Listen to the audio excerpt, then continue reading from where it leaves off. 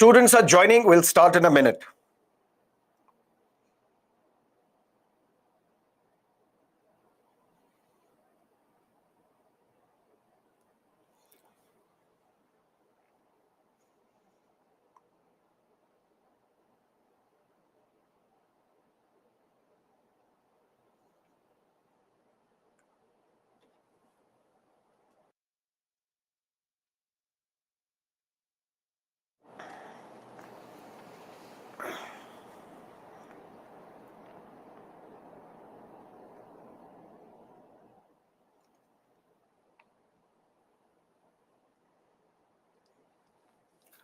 Hello, good morning, and welcome to Byju's Exam Prep. Today is lecture 3 of Indian polity. Yesterday, we initiated a discussion on preamble. When we look at the text of the preamble, we can break it down into 4 areas. Number 1, we the people, which means that the source of authority of the Constitution, from which our Constitution derives its authority, are the people of India. Then, what is the nature of the Indian state? Sovereign, socialist, secular, democratic, republic. And we have explained all these phrases. And at the same time, the third thing that preamble tells us, what are the objectives of the Constitution? Objectives in the sense, liberty, equality, fraternity, dignity of an individual, justice. But justice in social sphere, in economic sphere, in political sphere. And the fourth thing that preamble tells us is the date of adoption, the date on which the Constitution of India was adopted, which is different from the date on which the Constitution was enacted. The date of adoption, 26th November 1949, is celebrated as the Constitution Day, and 26th January 1950, when the Constitution was enacted, when the Constitution entered into force, that date is celebrated every year as the Republic Day. Then we discussed, is preamble part of the Constitution? In Berubari Union case, the Supreme Court had said that it is not part of the Constitution. But then few years later in 1973, to be precise, on 24th of April 1973, in a landmark verdict, Keshavananda Bharti versus State of Kerala, the Supreme Court said preamble is part of the Constitution. Now let's look at some of the quick points regarding preamble, and then we will jump to part 1 of the Constitution, which is Union and its territory. Number 1, US Constitution was the first one to begin with the preamble. US Constitution also opens up with "We the people of the United States of America." In a similar fashion, our Constitution, our preamble also starts with "We the people of India." Number 1. Number 2, is preamble subject to amendment to the Constitution? Now listen to me carefully. When we look at the text of the Constitution, it says in preamble, "We the people of India, having solemnly resolved to constitute India into a sovereign, socialist, secular, democratic republic." And if you notice, all these important terms, democratic, socialist, secular, republic, sovereign, these are in capital letters. Have you noticed this? Not just in capital letters, there is no comma separating sovereign from socialist, socialist from secular, which means when we look at this phrase, we have to look at it together. We can't say sovereign and socialist and secular and democratic and republic, which would give us a sense that sovereign is separate, socialist is separate, republic is separate. The Constitution makers deliberately ensured that we look at this entire thing in one phrase, as one statement, which means one cannot be isolated from the other. The entire nature of the Indian state is, it is sovereign, socialist, secular, democratic republic. That means put together. We can't have sovereign and at the same time can't have republic. We can't have only democratic, but at the same time can't be sovereign. Which means this phrase has to be looked at together in conjunction with each other. We don't have to look at them in isolation. Now, the question was, can preamble be subject to the amendment to the Constitution? For that, let's understand very briefly what was this Keshavananda Bharati case of 1973. We will understand this judgment in great detail when we will discuss amendment to the Constitution. But very briefly here, the principal question before the court, 13 judges of the Supreme Court in 1973 had to decide one key question. Is the power of Parliament supreme that it can amend any provision of the Constitution? When we look at the Constitution of India, nowhere was there a limitation on the powers of the Parliament. It was not mentioned anywhere that Parliament can amend these provisions of the Constitution, but not these provisions of the Constitution. There was no such restriction, no such limitation whatsoever. But does that mean Parliament can, through amendment to the Constitution, by using Article 368, because yesterday I told you it is Article 368, this provision of the Constitution, which is used to amend the Constitution. So a bill should be passed by the Parliament under Article 368 of the Constitution to amend provisions of the Constitution. Now, the principal question before the 13 judges of the Supreme Court was, is the power of the Parliament supreme that it can use Article 368 to make any changes to the Constitution? Maybe delete fundamental rights altogether. Maybe convert our parliamentary democracy into a presidential democracy. Maybe convert our republic into a monarchy. Is the power of Parliament supreme that it can make any changes to the Constitution? Supreme Court said no. Yes, Parliament can use Article 368 to make changes to the Constitution, to amend various provisions of the Constitution, except those features which are part of the basic structure. And what is this basic structure?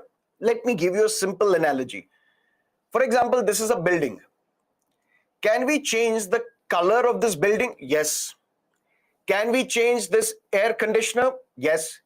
Can we change the stylus? Yes. Can we change the smart panel? Yes. Can we change the teacher? Yes. But can we change the foundation of this building? We can. But then it will not remain the same building. This building will collapse. Then you have to establish another building, set up another building. That foundation, there are some features of the Constitution which are so important, so basic, so fundamental, that if Parliament changes those features, then our Constitution will not remain the same. There are some fundamental features of the Constitution. There are some basic structures of the Constitution which you cannot alter, which Parliament does not have the power to use Article 368 to change, modify, amend. Those features are what we call basic structure. For example, parliamentary democracy is part of the basic structure. No amendment of the Constitution can convert our parliamentary democracy into a presidential democracy.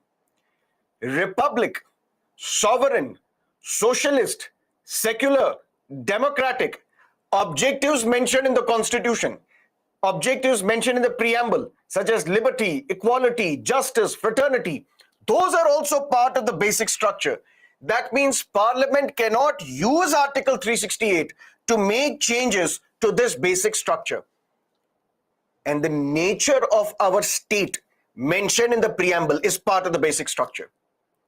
The objectives mentioned in the preamble is part of the basic structure, which Parliament cannot amend, cannot modify, cannot change, cannot alter.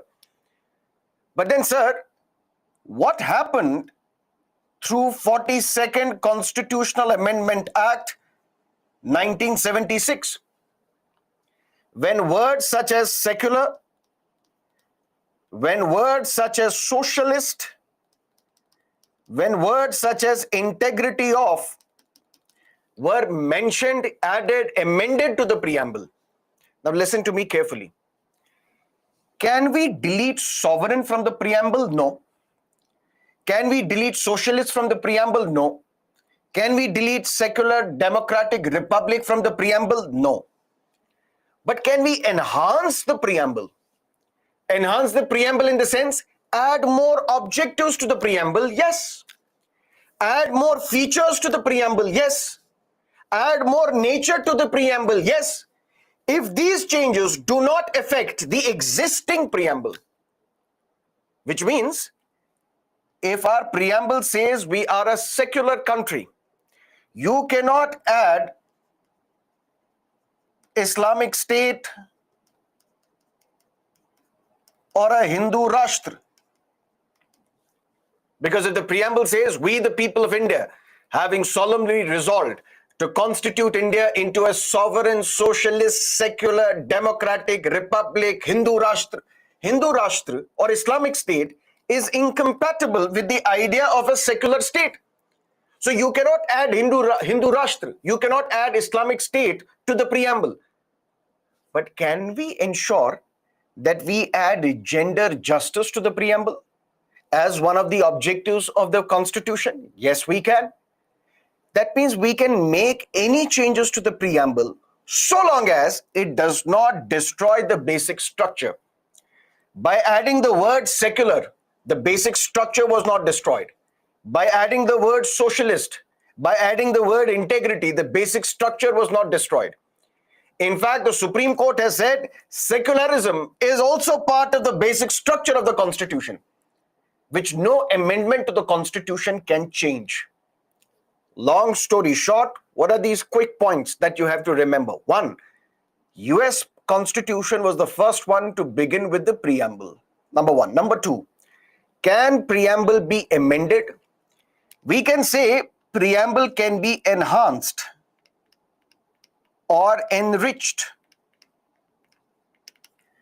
Because if we use the term amendment to the preamble, it can also allude to a fact that we can delete sovereign, socialist, secular, democratic, republic, liberty, justice, equality, fraternity, dignity. We can't do that because all this is part of the basic structure of the Constitution.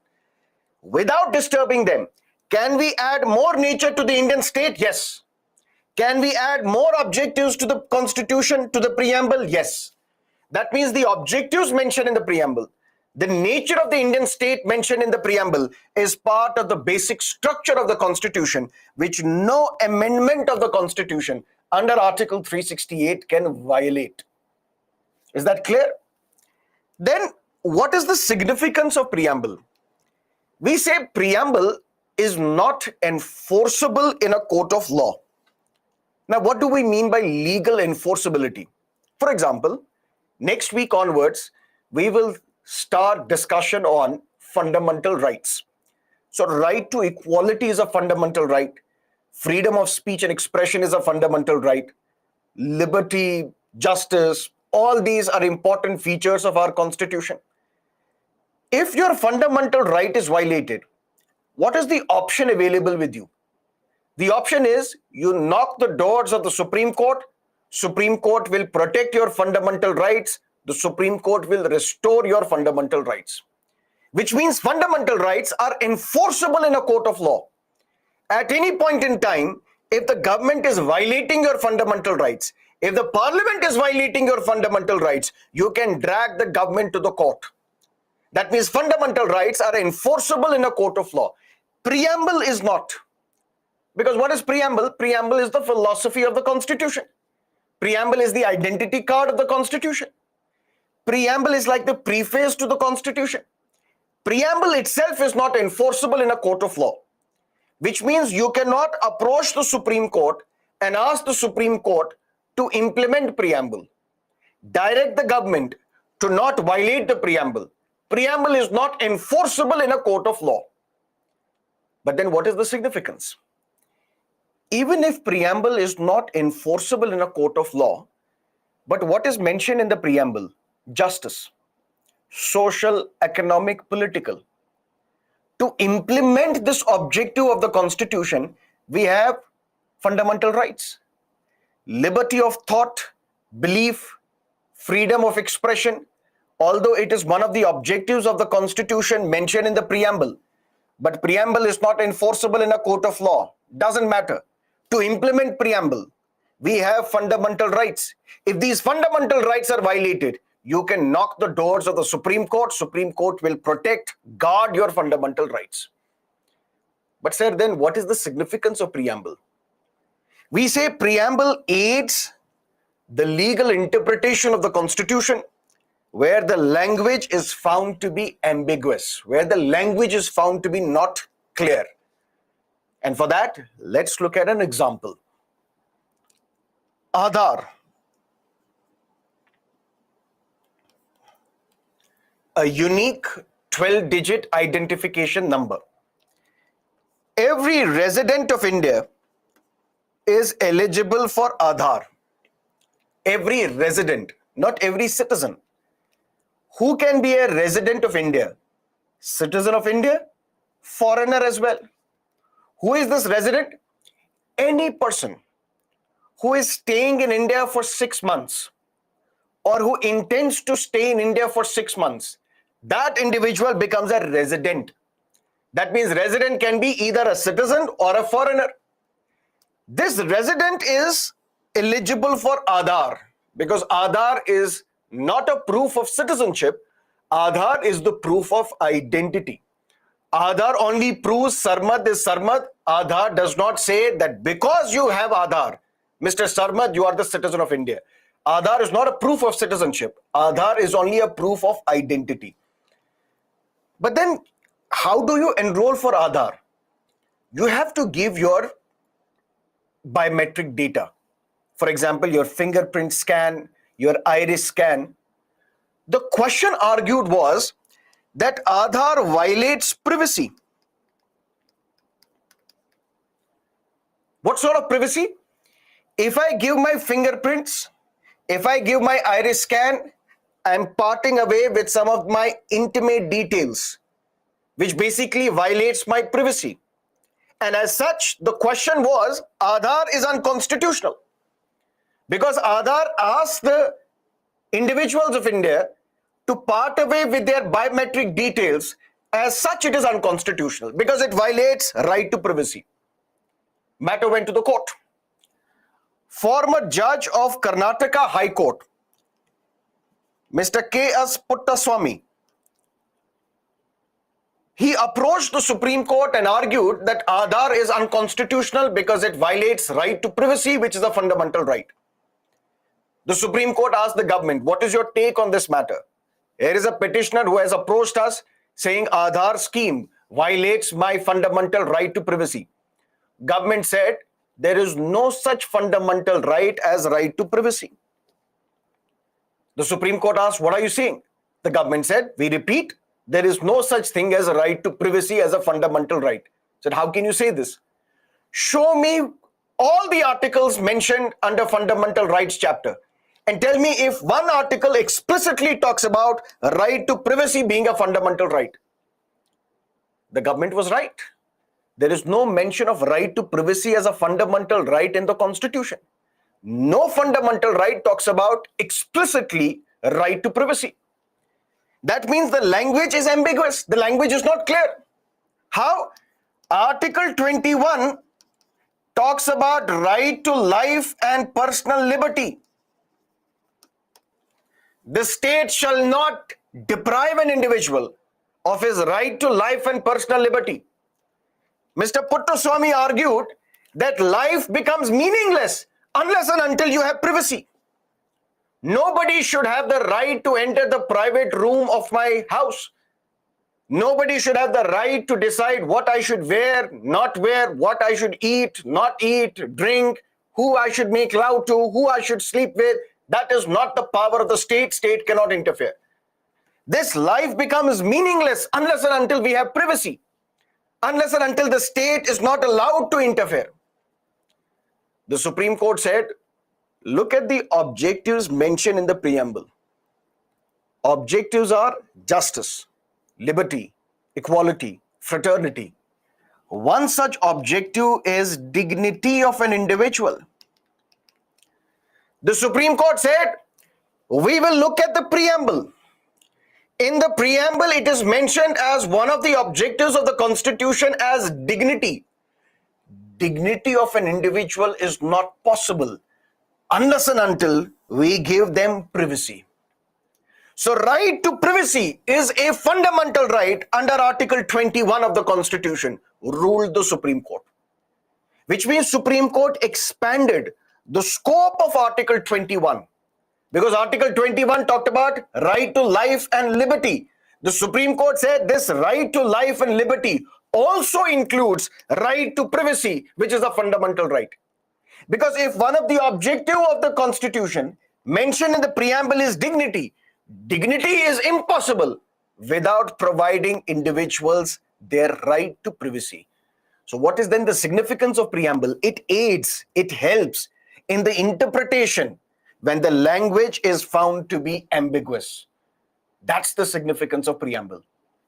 So preamble can be amended, yes, but without altering the basic structure of the Constitution. So without altering the existing nature of the Indian state, which is sovereign, socialist, secular, democratic republic, you can add more nature, but you cannot delete anything. At the same time, objectives mentioned in the Constitution, preamble, can be further enhanced, further enriched. More objectives can be added without deleting the existing objectives. So preamble can be amended, but subject to the basic structure of the Constitution. But preamble is not enforceable in a court of law. That means, unlike fundamental rights, if they are violated, if the fundamental rights are violated, you can approach the court will protect your fundamental rights. But you cannot approach the court if you think preamble has been violated, because preamble is not enforceable in a court of law. But then what is the significance of preamble? If it's a beautiful document, if it's the philosophy of the Constitution, but it is not enforceable in a court of law, don't worry. Why? Because the objectives mentioned in the preamble are enforced through fundamental rights. If the objective of the Constitution mentioned in the preamble is liberty, that is implemented through fundamental rights chapter. If the objective of the Constitution is justice, that is implemented through other provisions of the Constitution. If the objectives mentioned in the preamble are dignity of an individual, that is ensured through other provisions of the Constitution. And the significance of preamble is it helps in the legal interpretation of the Constitution if the language is found to be ambiguous. Two more things. One, if any power is not given in the Constitution, preamble can't provide. And if any power is not stopped in the Constitution, Parliament can't stop. What does that mean? Let's say, for example, we have Article 13 of the Constitution, which we will discuss in Fundamental Rights chapter, but very briefly here. Specifically, Article 13, Clause 2. What does Article 13, Clause 2 say? That state cannot pass any law through which it can delete a fundamental right. State cannot pass any law through which it can delete, modify, abridge a fundamental right. That means some power is not given in the Constitution. What is that power? Power is not given to the Parliament to delete a fundamental right. If this power is not given by the Constitution, preamble also cannot provide. In a sense, can tomorrow the government say that we can delete all these fundamental rights? The court will ask how? This is not the power given to you in the Constitution. The government can say, but look at the preamble. We, the people of India, having solemnly resolved to constitute India into a sovereign. Sovereign means we can make any decision, we can unmake any decision. That means preamble tells the Indian state that you are sovereign. And if you are sovereign, you can take any decision. You can make any decision. You can unmake any decision. But if the power to delete fundamental right is not given to you, We can't say preamble provides you that power. Preamble can't provide a power which the Constitution has not given. Similarly, if a power is not stopped in the Constitution, preamble can't stop. Can we say that the Constitution of India can be amended by Article 368? Yes.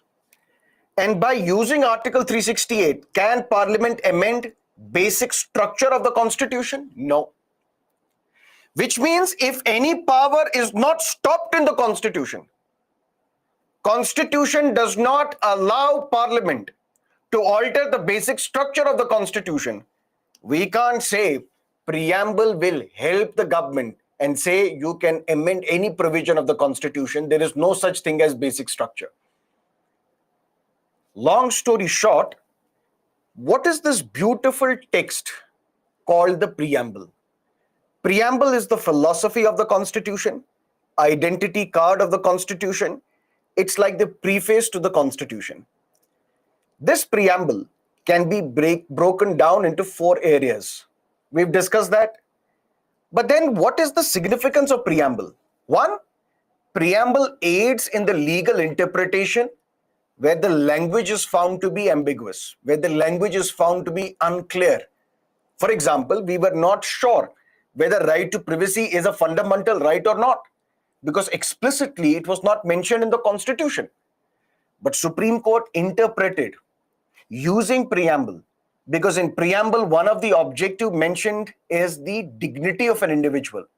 The Supreme Court, which is the final interpreter of the Constitution, the final authority to interpret the Constitution is the Supreme Court of India. And Supreme Court says dignity cannot be ensured unless and until people have privacy. So right to privacy is your fundamental right. But preamble itself is not enforceable in a court of law, which means you can't approach the court saying preamble has been violated or preamble has not been implemented, because it is just a philosophy, it cannot be implemented.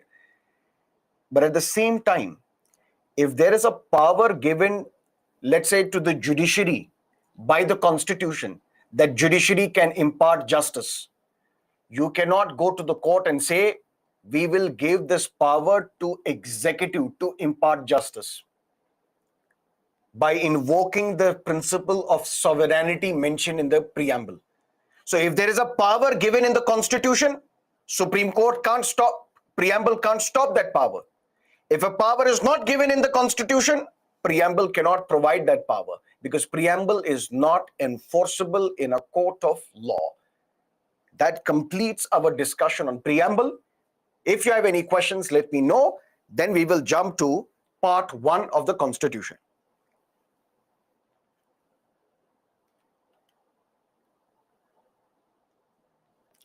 Then what about right to property? How can it be deleted despite it was a fundamental right? We will discuss that in directive principles of state policy.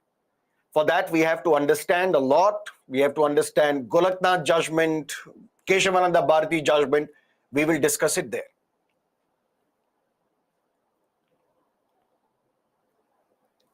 Sir, what is the final take of government in Aadhaar case? Aadhaar is constitutional. Right to privacy is also a fundamental right. Because we will discuss in fundamental rights, these fundamental rights are not absolute. Absolute in the sense, if I have freedom of speech and expression as a fundamental right, that means I can say whatever I have to say, express whatever I have to express. That doesn't mean I can say something which goes against the sovereignty and integrity of India, which goes against public order. I cannot give a hate speech. I'll just give you a simple analogy. You're watching the movie Pathaan, if you haven't watched it yet. Or I'm not asking you to watch that movie. But be that as it may, for example, you're watching that movie in a theater, Pathaan, but suddenly you get up, fire, fire, fire. The Pathaan movie is running houseful. Tickets are not available. Everybody seems to be watching Pathaan. There are 200 individuals watching Pathaan in a theater, and suddenly you say, fire, fire, fire. Now what will happen? Stampede. everybody will start going here and there to save himself or herself. At the end of the day, when there is a stampede, when you are saying fire, fire, fire, and then there are people who are trying to move towards the exit gate, hundreds of them, there is a stampede. Some of them may also die, unfortunately. But you're sitting on your chair, eating popcorn, and the police comes and says, "What have you done? Why did you cry fire, fire, fire where there was none?" You can't say, "I have the freedom of speech and expression. I can say whatever I have to say. I can express whatever I have to express. I just realized I should cry fire, fire, fire. So that's my freedom of speech and expression." But your freedom of speech and expression can be restricted on the grounds of public order. By crying fire, fire, fire, you have violated the public order because there was a stampede. So fundamental rights basically are not absolute. Restrictions can be imposed on your fundamental rights. Similarly, if right to privacy is a fundamental right, that doesn't mean right to privacy cannot be violated or restrictions imposed on right to privacy. The Supreme Court has said this right to privacy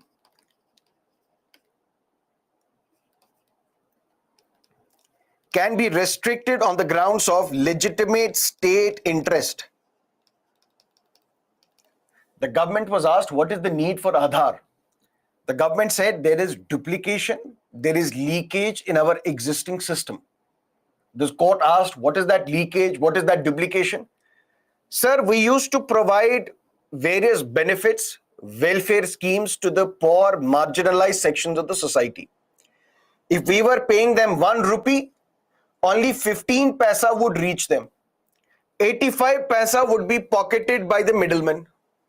So if there is an old woman and the state is providing 600 rupees of old age pension every month, initially what we used to do, we used to ask somebody, a government officer for example, that this is 600 rupees, give it to that old woman.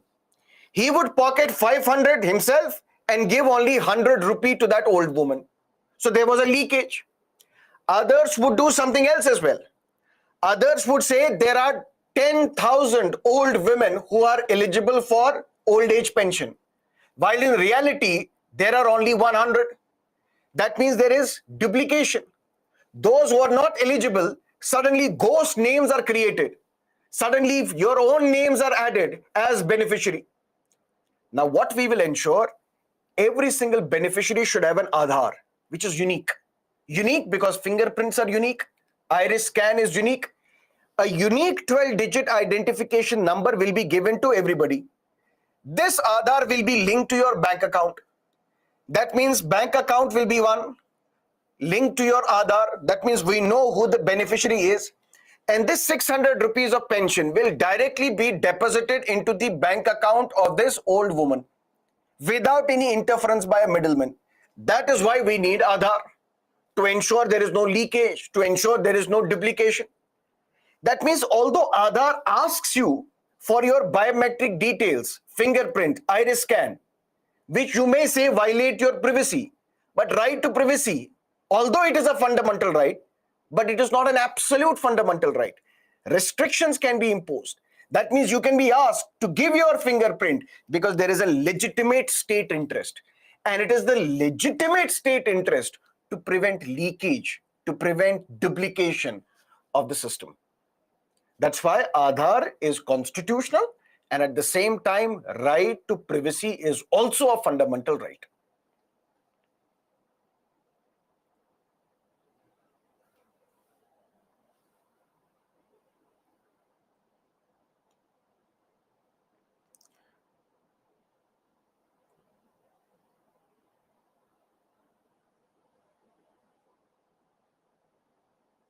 Preamble is not justiciable, which means it is not enforceable in a court of law. Is anywhere mentioned in Constitution that basic structure cannot be amended? There is no such thing as basic structure mentioned in the Constitution. This is the interpretation of the court. The Supreme Court has said that there is something called basic structure. Because who is the final interpreter of the Constitution? Supreme Court. We can say Constitution is what Supreme Court says it to be.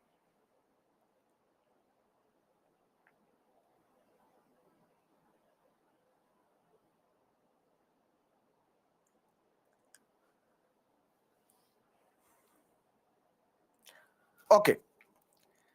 Now let's look at Union and its territory, part 1 of the Constitution.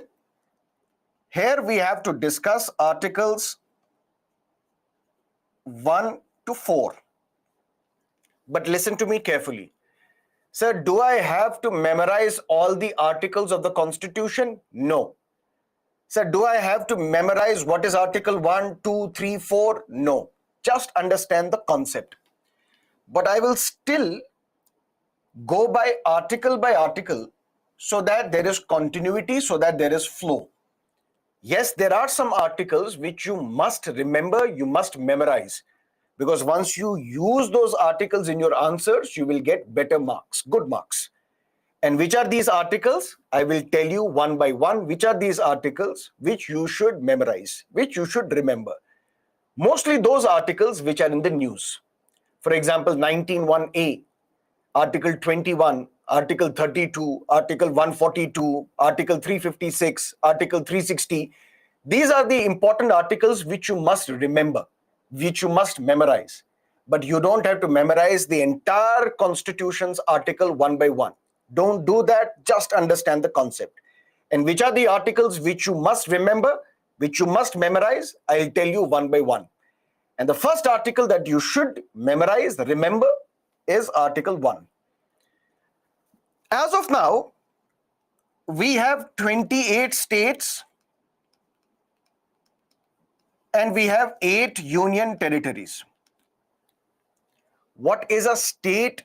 What is a union territory? How a state is different from a union territory? We will discuss that separately in a chapter known as Union Territory.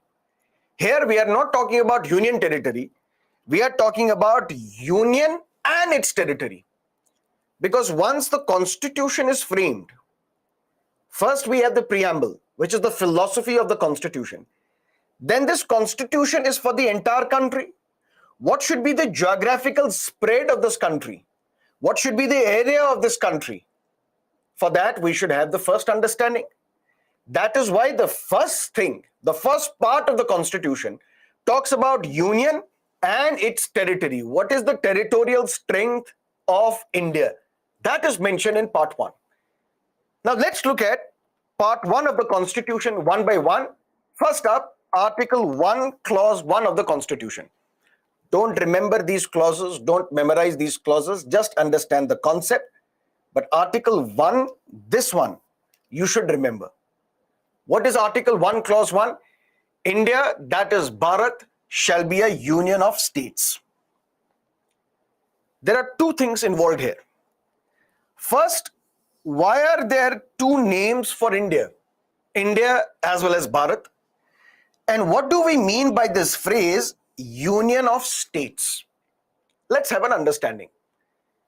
When the Constituent Assembly, which was responsible for drafting the Constitution, when it met, there were debates on all things. Should our country be secular or should it be a theocratic state? Should we have a parliamentary democracy or a presidential democracy? Everything should be debated. That's how we can come up with our Constitution, with a beautiful document. Should there be governor or not? What should be the role and responsibility of the judiciary? What should be the emergency provisions of the Constitution? Everything was debated. There was a debate also on the nomenclature. What should be the name of this country? Some members of the Constituent Assembly said, let's stick with India, because that's how we are known throughout the world. We should call this country India. Others said, no, India is the name given to us by foreigners. Why should we call this country India? We have now come out of colonialism. We have now come out of imperialism. We are now an independent country. We should go back to our previous name, which is Bharat. Others said, why Bharat? Why India? Why not Hindustan? Others said, no, why Hindustan? Why India? Why Bharat? Why not call it Jambu Dvip, the land of the Jambu tree? That's how previously we were known, once upon a time. There were some members in the Constituent Assembly who were very inspired by USSR, which is today's Russia. USSR, Union of Soviet Socialist Republic. They were inspired by USSR and they said we should have a similar name. Union of Socialist States of India, Union of Socialist States come Republic of India. That means there was a lot of debate, discussion on what should be the name, what should be the nomenclature of this new country, what should we call this country? And ultimately there was a consensus. The consensus was, let's have a dual name. Let's call this country India as well as Bharat. India reflecting modernity, the modern name by which we were known, and tradition, Bharat. So India, that is Bharat, should be the name of this country. We have dual name. At that time, everybody was satisfied. Those who believed in modernity, they said, look, the name of this country is India. Why? Because it starts with India. Traditionalists said, no, the real name of this country is Bharat. Why? Because it says India, that is Bharat. So Bharat is the real name of this country. But ultimately, the dust settled. We have two names for this country, dual name, India, that is Bharat. But even then, there were petitions filed in the court. A petition was filed in the court a few years ago saying, dear Supreme Court, please issue a directive to the government that we should call this country only as Bharat and not India. So issue a directive and say the real name of this country is Bharat, not India. The Supreme Court dismissed this petition, saying, don't come to us with these frivolous petitions. Use your power to solve corruption in the society, to solve the problems of lack of nutrition amongst the children, to solve the problem of women atrocities. Don't come to us with these frivolous petitions, useless petitions, whether the name of this country is India or Bharat. You want to call it India? Call it. You want to call it Bharat? Call it. Because the Constitution has given us two names, dual name. India, that is Bharat. So Article 1, Clause 1 of the Constitution says, India, that is Bharat. What do we mean by that? We have two names for this country, reflecting modernity, reflecting tradition. It's a beautiful, convenient marriage of tradition and modernity. India, that is Bharat. But India, that is Bharat, shall be a union of states. This is where there was a heated debate in the Constituent Assembly. Dr. B.R. Ambedkar was the architect of the Constitution. He was asked, why have you used the phrase union of states? Does that mean our Constitution is unitary? Because if our Constitution is federal, then Article 1, Clause 1 should have mentioned, India, that is Bharat, shall be a federation of states.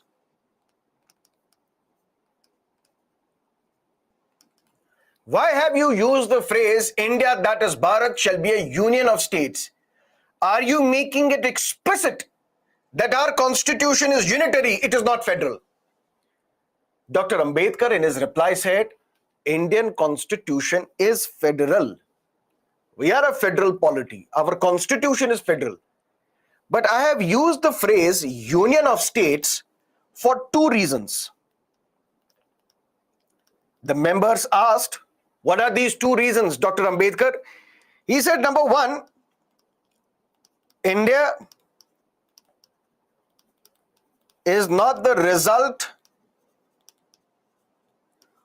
of an agreement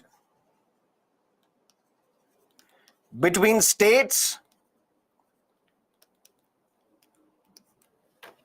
and number two, no state has the right to secede from the Union of India.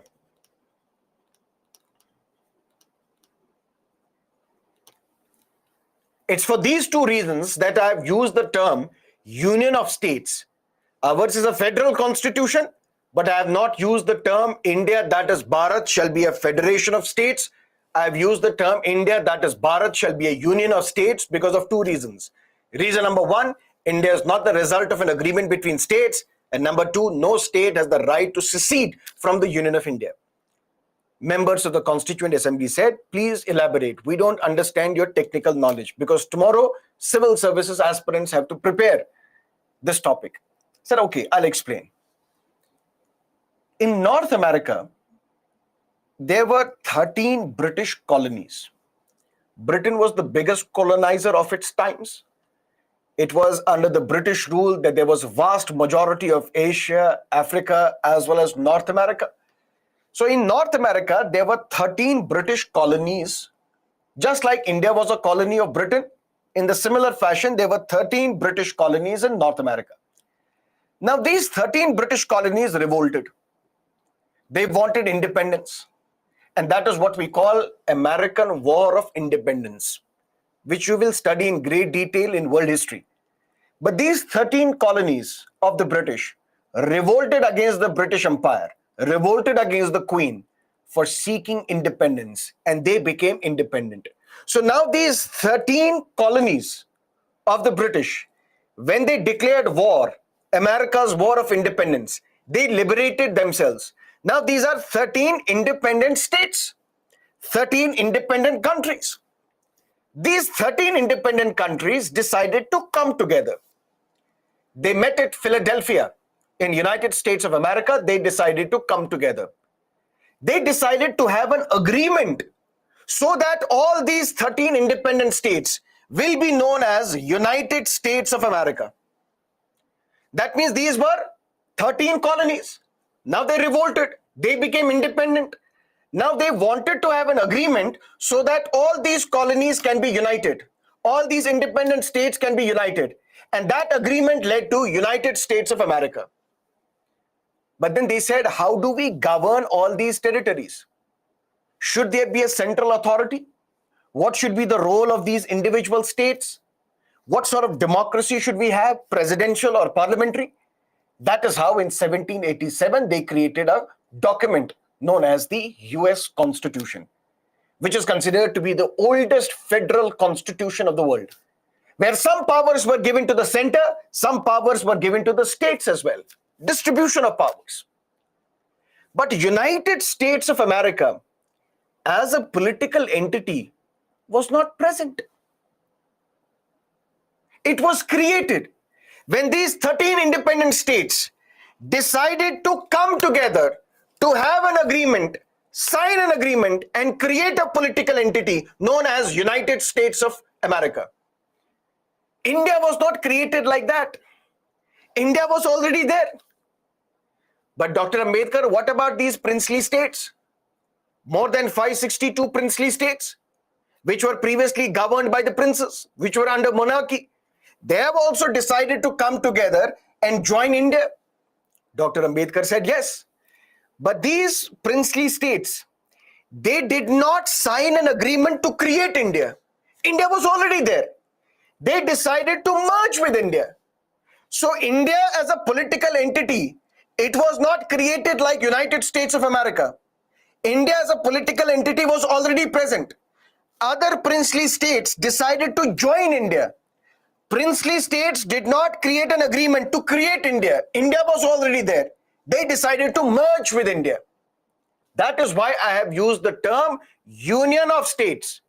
Because if I would have used the term India, that is Bharat, shall be a federation of states, the implication would have been, a misleading sense would have been that India is just like United States, which was created when states decided to enter into an agreement. And once you have entered into an agreement, at any point in time, you can come out of that agreement as well. Few years ago, I entered into this agreement. Now I don't think it is working for me. I come out of it. So in a federal polity, basically, when there is an agreement, when there is a federation of states, when there is a federal polity, when the states have decided to come together through an agreement to create a political entity, at any point in time, one state may come out of that federation because it was through an agreement that we created an entity. Now I want to come back. If I have used the term Union of States, that means no state has the right to come out of the Union of India. If I would have used the term Federation of States, that means at any point in time, a state could have said, I want to come out of this federation, which we cannot allow. So part 1 of the Constitution, where we have to discuss Articles 1 to 4, We're discussing Article 1. More specifically, we are discussing Article 1, Clause 1. India, that is Bharat, shall be a union of states. Two things we have to understand here. India, that is Bharat, which means we have a dual name. There are two names for this country, reflecting tradition and modernity. Clear? India, that is Bharat, shall be a union of states. Does that mean our constitution explicitly says that Indian constitution is unitary? Because it says union of states, which means unitary constitution. If it was a federal constitution, then the term would have been India, that is Bharat, shall be a federation of states. Dr. Ambedkar, please elaborate. Dr. Ambedkar said, ours is a federal constitution. But I've used the term union of states for two reasons. Number one, India, unlike the United States of America, is not the result of an agreement between states. India was already there. Other states decided to merge with India. And no state has the right to come out of the Union of India. That is why India, that is Bharat, shall be a union of states. Any questions as of now?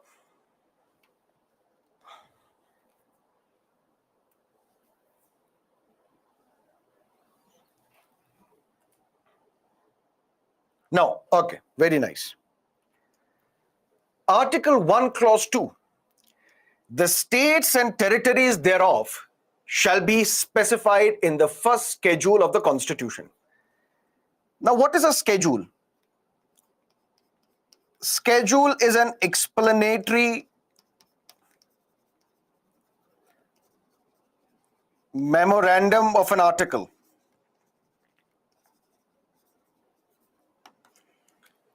What do we mean by that? Article 1, Clause 2 says, the names of the states and territories thereof. We have 28 states. We have 8 union territories. Where would their names be specified? These names will be specified in first schedule of the Constitution. But what is a schedule? Schedule is basically an explanatory memorandum of an article. If an article requires more explanation, we don't add the explanation in the article itself. We add this explanation at the end of the Constitution by creating a schedule. But sir, why? This is for cosmetic reason. Cosmetic reason in the sense, maybe the members of the Constituent Assembly at that time realized lean is in. If you're leaner, you will look good. If you're bulky, you will not look good. I'm not fat shaming. I'm just making a point clear. The point is, if the names of the states and territories thereof are mentioned below, that means this article would be very bulky. Because this article would have the names of 28 states and 8 union territories. That means if this explanation to Article 1 would not have been mentioned in the schedule of the Constitution, then Article 1, Clause 2 would have looked very bulky. India, that is Bharat, shall be a union of states. The names of the states and territories thereof are mentioned below. Below we will have 28 states and 8 union territories. This article would look very bulky. That's why whatever explanation is required. What is the explanation? Which are these 28 states? Which are these territories? Their details will be mentioned in a schedule of the Constitution. So what is a schedule? It's an explanatory memorandum of an article.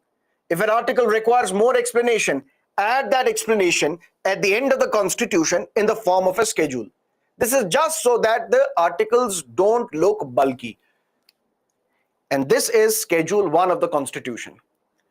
Jammu and Kashmir, for example, what is the territory of Jammu and Kashmir? Mentioned in Schedule 1. Explanation is provided. This is Nagaland. What is the territorial spread of Nagaland? Explanation is provided. Similarly, Haryana, Himachal Pradesh, Manipur. Long story short, the details of all the 28 states and 8 union territories are mentioned where? In the first schedule of the Constitution. How many schedules do we have? We have 12. And all these schedules we will discuss one by one. Clear? But here we encountered Schedule 1. We will explain Schedule 1. So Article 1, Clause 1. India, that is Bharat, shall be a union of states. Is that clear? No confusion here? Very good. The names of the states and the territories thereof shall be specified in first schedule of the Constitution. We know what is the first schedule, the details of 28 states and 8 union territories. Article 1, Clause 3. The territory of India shall comprise of. If India is a territory, if India is a nation, what is the territorial spread of India? Either we can have the territories of the states, that means we can have states in India, or we can have union territories, or we can have acquired territories. If this clause C was not mentioned, then our territory would have remained fixed forever. Either we can have states or we can have union territories. So all the states that we have right now, all the union territories that we have right now, this is the territory of India, that's it. But tomorrow we want to acquire Pakistan, then we want to acquire Bangladesh, then we want to acquire Afghanistan, and very soon we will acquire China as well, then Myanmar, then all other countries. So territorial strength can be increased as much as possible. If at all we acquire foreign territories, those territories will also be part of the territory of India. So the territory of India, we can have either states of India or union territories or some of the territories which may be acquired. Sir, have we acquired any territory? Yes, we have. One beautiful example of that is the French settlement or French colony of Puducherry, which was previously known as Pondicherry. Then the name was changed to Puducherry. Pondicherry or Puducherry, it was basically part of France. 1947, we got the independence. And in 1954, there was an agreement between the government of India and the government of France that let's cede this territory, let's give this territory to India. And ultimately, Puducherry became an acquired territory of India. We acquired Puducherry from France. But from 1954 till 1962, we were governing Puducherry as an acquired territory because the territory which has been acquired. Because you can't simply acquire a territory by just having an agreement between the government and the government. Sir, what does that mean? Government of India and the government of France, they had an agreement that Puducherry or Pondicherry will be given to India. But this decision which was taken by the government of France should have been ratified, should have been supported by the Parliament of France.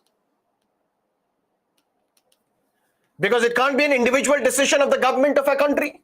Their legislature, their parliament has to be involved so that their legislature empowers this secession, empowers this acquisition. And ultimately, it took some time.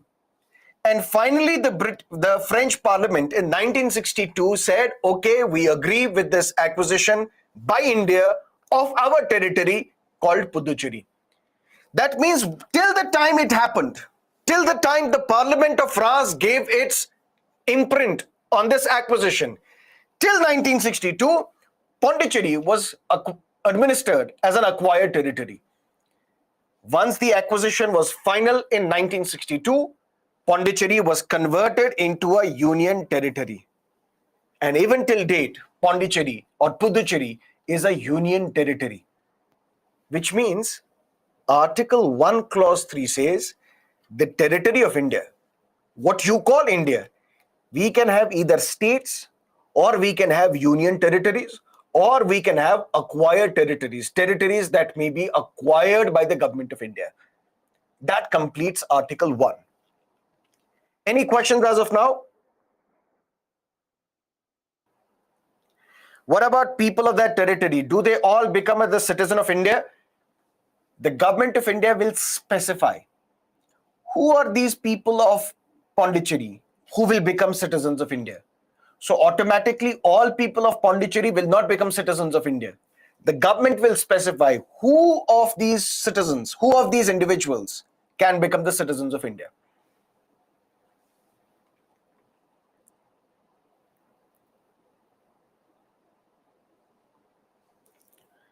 Okay, let's look at Article 2 of the Constitution. Article 2 says Parliament may, by law.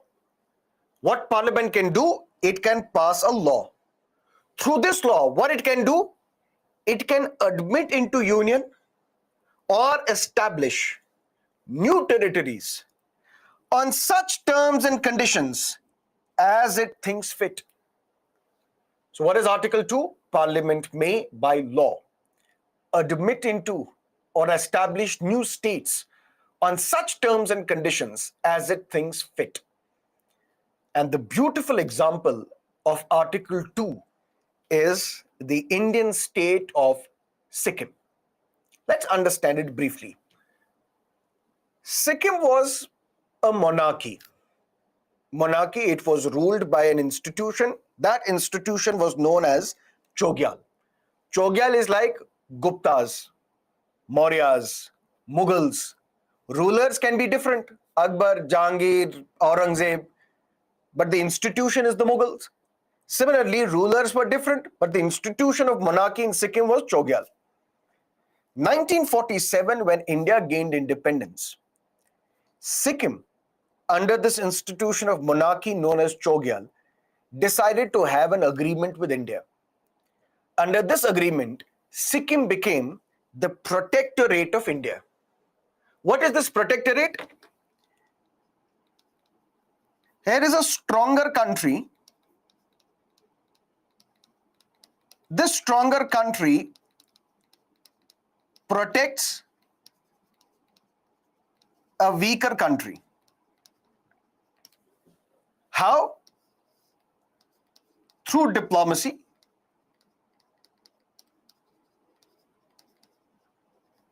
through military strength. For example, in 1947, Chogyal and the government of India entered into an agreement under which Sikkim, which is a weaker country, became the protectorate of a stronger country known as India. So India said, we will protect you. If China comes to you, violates your sovereignty, attacks you, we will defend you militarily. If somebody is attacking you at the United Nations, we will protect you there diplomatically. So India, a stronger country, becomes the protector of a weaker country, Sikkim. So Sikkim became the protectorate of India. But slowly and steadily, the people of Sikkim, they were fed up of Chogyal. And at the same time, they wanted to be very close to India. And then what happened in 1973, there was a spring, a movement launched by the people of Sikkim where they revolted against the Chogyal. There were series of protests, series of demonstrations, and it is argued, I don't know whether that's correct or not, but it's a good thing if it has indeed happened. Some analysts say that RAW played an important role in fueling these protests. RAW, which is the External Intelligence Agency of the Government of India, Research and Analysis Wing. So there were a series of protests, demonstrations in Sikkim. Basically, people of Sikkim wanted democracy. They wanted an end to this institution of monarchy. And at the same time, they wanted to be closer to India. Protests continued. Ultimately, India entered into the picture and started negotiation. Now, there were three parties to this negotiation: India, the protesters, and the institution of monarchy, Chogyal. India persuaded Chogyal that you should do elections, you should organize elections in Sikkim. Organize elections so that people can have sense of democracy. The Chogyal relented, and ultimately there were elections in Sikkim. And once the elections were conducted, the results were declared. A pro-India political party known as Sikkimese Congress, they won the election. And when this pro-India Sikkimese Congress won the election, they got the majority in the Sikkimese parliament. They passed a law. and they passed a law known as Government of Sikkim Act 1974, under which they turned this Chogyal, who had all the power, this Chogyal was turned into a nominal constitutional head, just like the Queen of England. In a sense, that real power will be with the Sikkimese parliament. The real power will be with the elected representatives of the people of Sikkim. Chogyal is now a ceremonial head. He's like the Queen of England without any powers. He's just a ceremonial figure, that's it. Chogyal, he went around different parts of the world and he alleged that India is doing all of this. Please help me, please save my monarchy. And ultimately, a constitutional amendment was passed by the Indian Parliament. The year was 1974. Under this 35th Constitutional Amendment Act, Sikkim was made an associate state of India. Associate state of India. And this is where the opposition attacked the then Prime Minister, Shrimati Indira Gandhi. You have violated the Constitution. You have destroyed the Constitution. You are a dictator. She said, why? She asked why. Look at Article 1, Clause 3 of the Constitution. The territory of India shall consist of either we can have states, or we can have union territories, or we can have acquired territories. How dare you admit Sikkim as an associate state? There is no such term as associate state in the Constitution of India. Either we can have states or union territories or acquired territories. There is no such provision of an associate state. Indira Gandhi said, have patience. When this Government of Sikkim Act was passed, Chogyal was converted into a nominal constitutional head. And then he started traveling different parts of the world, alleging that India is fueling these protests. India is violating my sovereignty. The government of India asked the parliament to amend the constitution. 35th Constitutional Amendment Act was passed. Sikkim became an associate state. Indira Gandhi was asked, how can you do this? Indira Gandhi said, look at Article 2 of the Constitution. Said, what is Article 2? Parliament may, by law. What Parliament can do? It can pass a law. Which law was passed? 35th Constitutional Amendment Act. Parliament may, by law, Constitutional Amendment Act, admit into or establish new states on such terms and conditions as it thinks fit. That means it is the discretion of the Parliament. On any terms and conditions, it can admit into India or establish new states. So we are admitting Sikkim as an associate state. And she was diplomatically right. Because if Sikkim would have been admitted as an acquired territory, then the world powers, the other countries of the world would have asked India, where is this acquisition? This acquisition has to be legal, otherwise we will not accept Sikkim as your territory, as part of India. Because acquisition has to be done by Chogyal as well. Chogyal, although a ceremonial head, although a constitutional head, but at least he should be involved. That is how Indira Gandhi played brilliant diplomacy and ultimately admitted Sikkim as an associate state. But then very next year, in 1975, there was a series of protests again in Sikkim, and now the people of Sikkim participated in a referendum. What is the referendum? Now the government of Sikkim is asking the people of Sikkim, is referring a matter to the people of Sikkim. What do you want? Do you want complete integration with India? And at the same time, we will dissolve the institution of monarchy. We will abolish the institution of monarchy. So the government of Sikkim in 1974 converted and turned Chogyal from a powerful figure, from the ruler, to a nominal constitutional head, titular head, who just has a title, but he doesn't have any powers. And now 1 year later, they're asking the people that we will abolish this institution of monarchy, completely abolish it. And please tell us, should we be completely part of India? Overwhelming majority, more than 98% people of Sikkim voted in favor of India. When it voted in favor of India, the government said in Sikkim, this institution of Chogyal is hereby abolished and Sikkim shall henceforth be a constituent unit of India enjoying a democratic and fully responsible government. Indira Gandhi said, well done.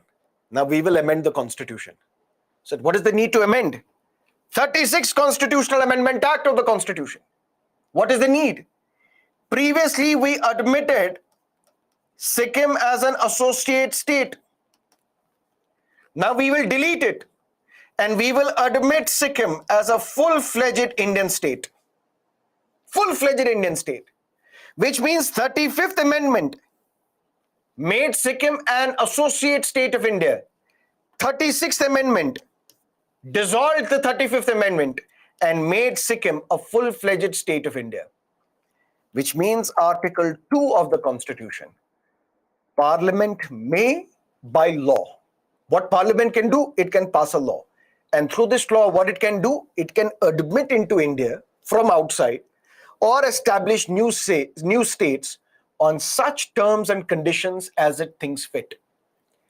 In 1974, Sikkim was admitted as an associate state.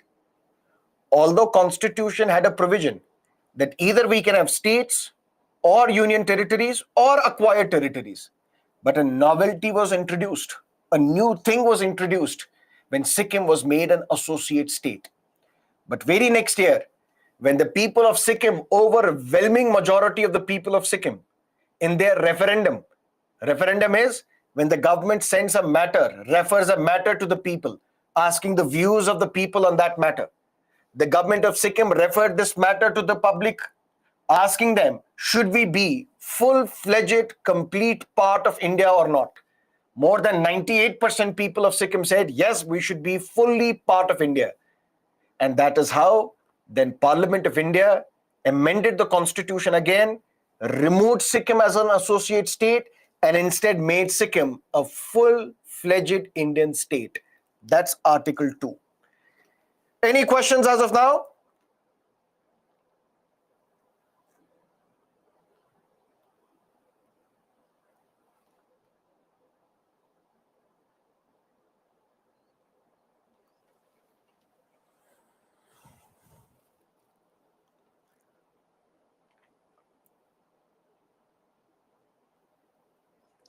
Any questions, my dear?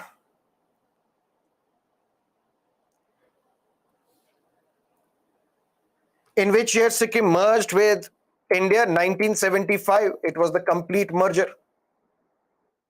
No. Okay. Now let's look at Article 3 of the Constitution. Parliament may, by law. What Parliament can do? It can pass a law. Through this law, what Parliament can do? It can bifurcate a state. That means one state can be split into two or more. What Parliament can do? Pass a law. Two or more states can be merged to create one state.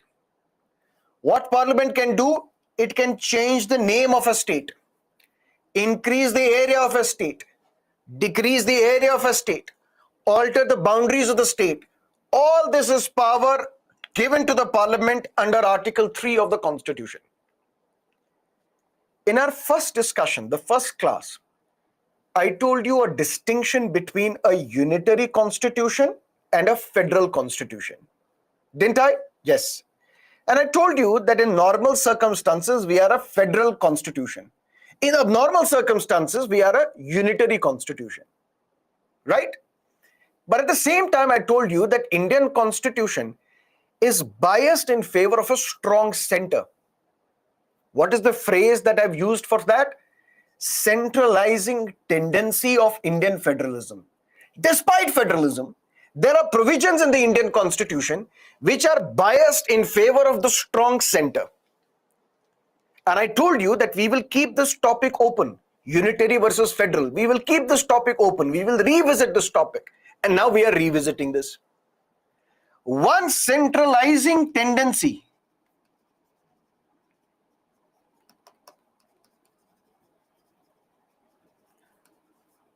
of Indian federalism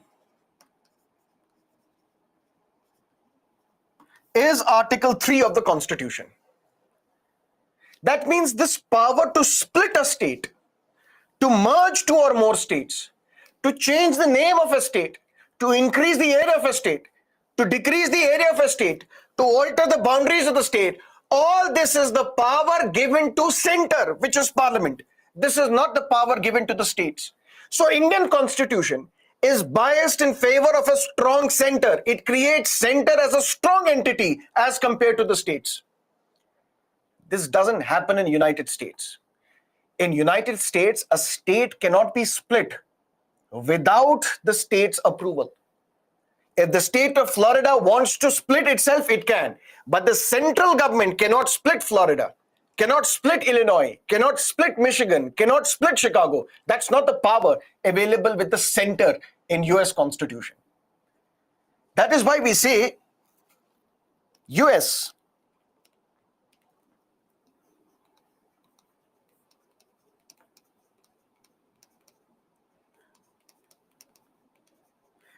is indestructible union of indestructible states. States cannot be destroyed in United States without the approval by the states. India, on the other hand, is an indestructible union.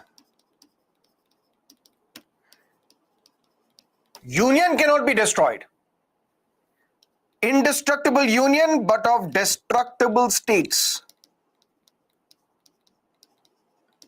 States can be bifurcated, trifurcated, split, merged, names can be changed, boundaries can be altered, area can be increased, area can be decreased. But this is the power which is given not to the states, this is the power given only to the center, which is the parliament. So what is Article 3 of the Constitution? Parliament may, by law. What Parliament can do? It can, through law, increase the area of a state, decrease the area of a state, alter the boundaries of the state, change the name of a state, split the state, merge two or more states. That's the power available with the Parliament under Article 3 of the Constitution. But even then, there is a consultative process to be followed. What is the consultative process?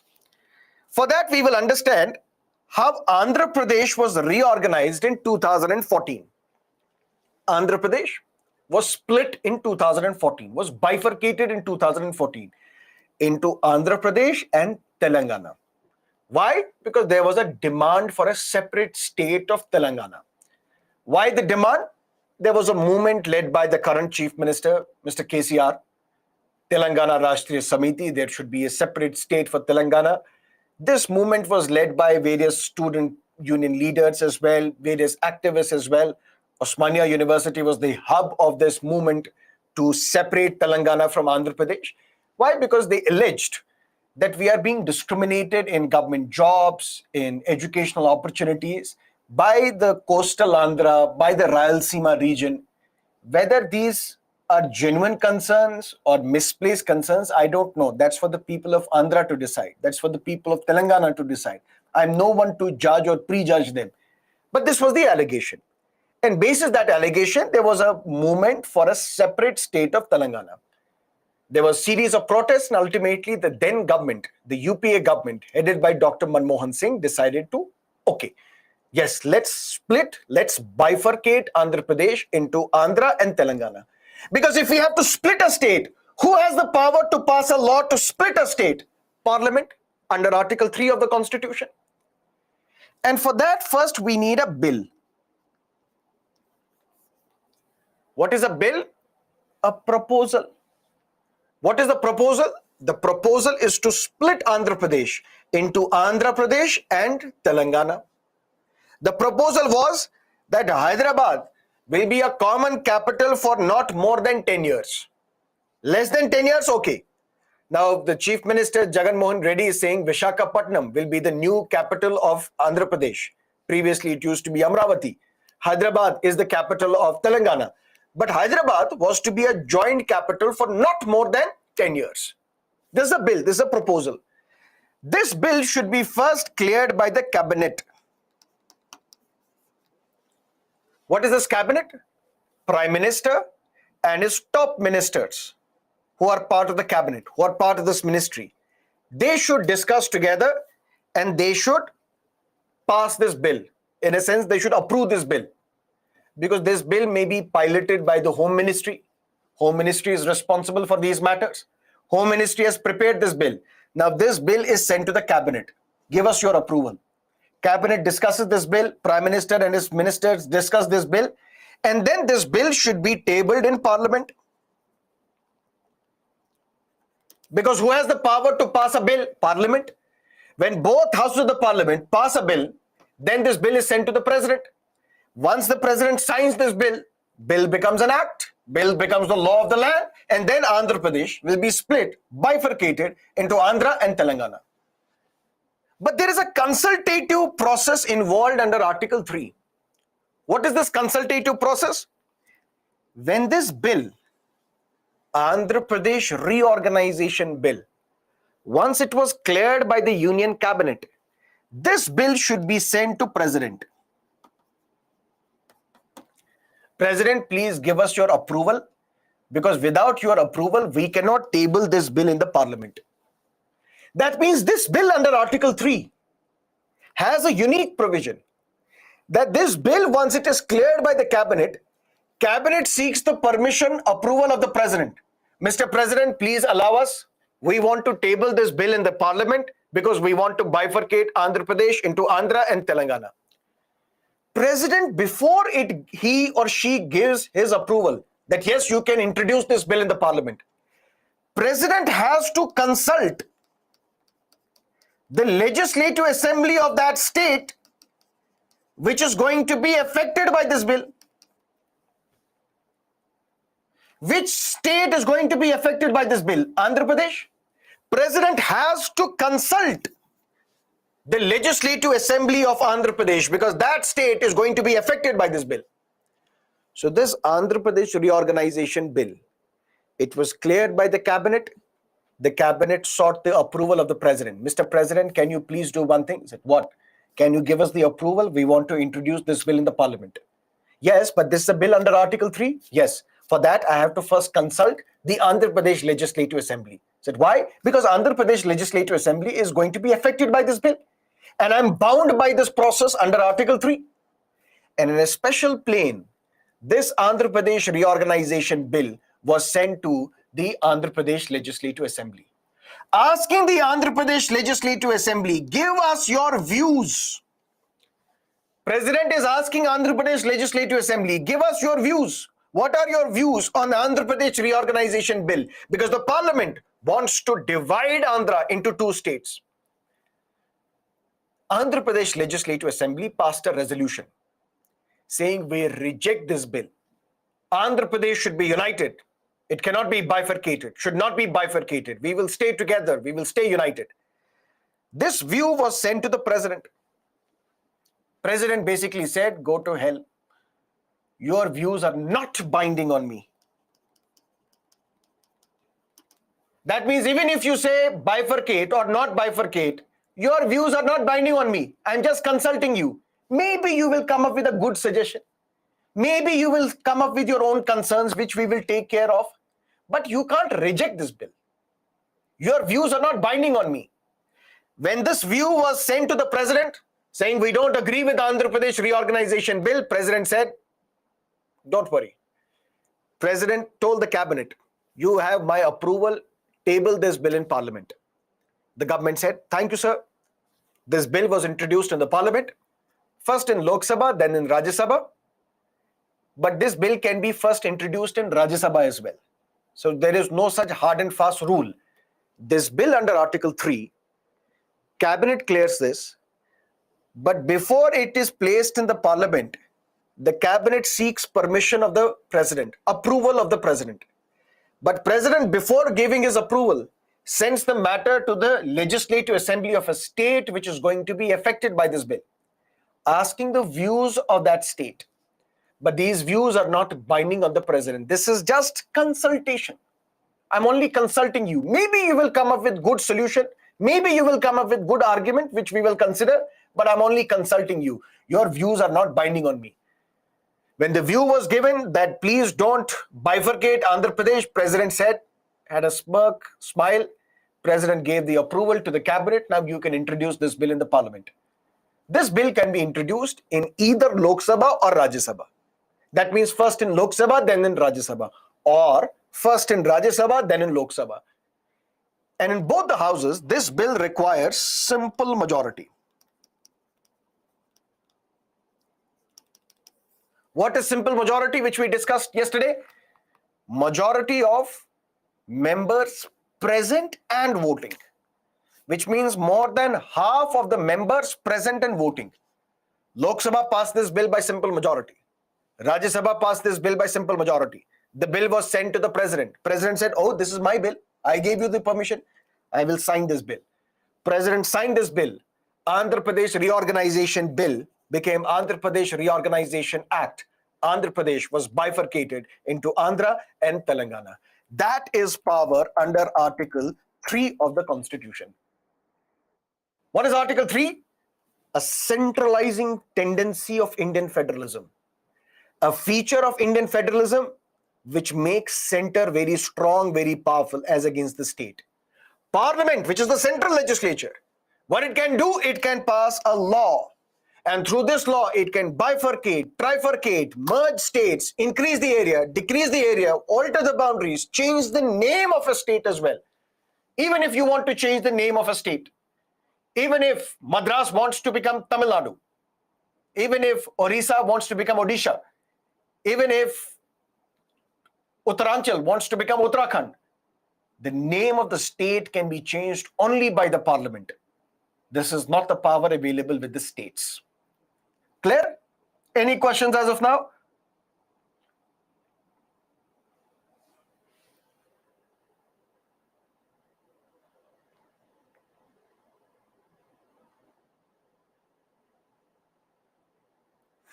Okay. Now we also need to understand how Jammu and Kashmir was bifurcated, how it was converted into two union territories.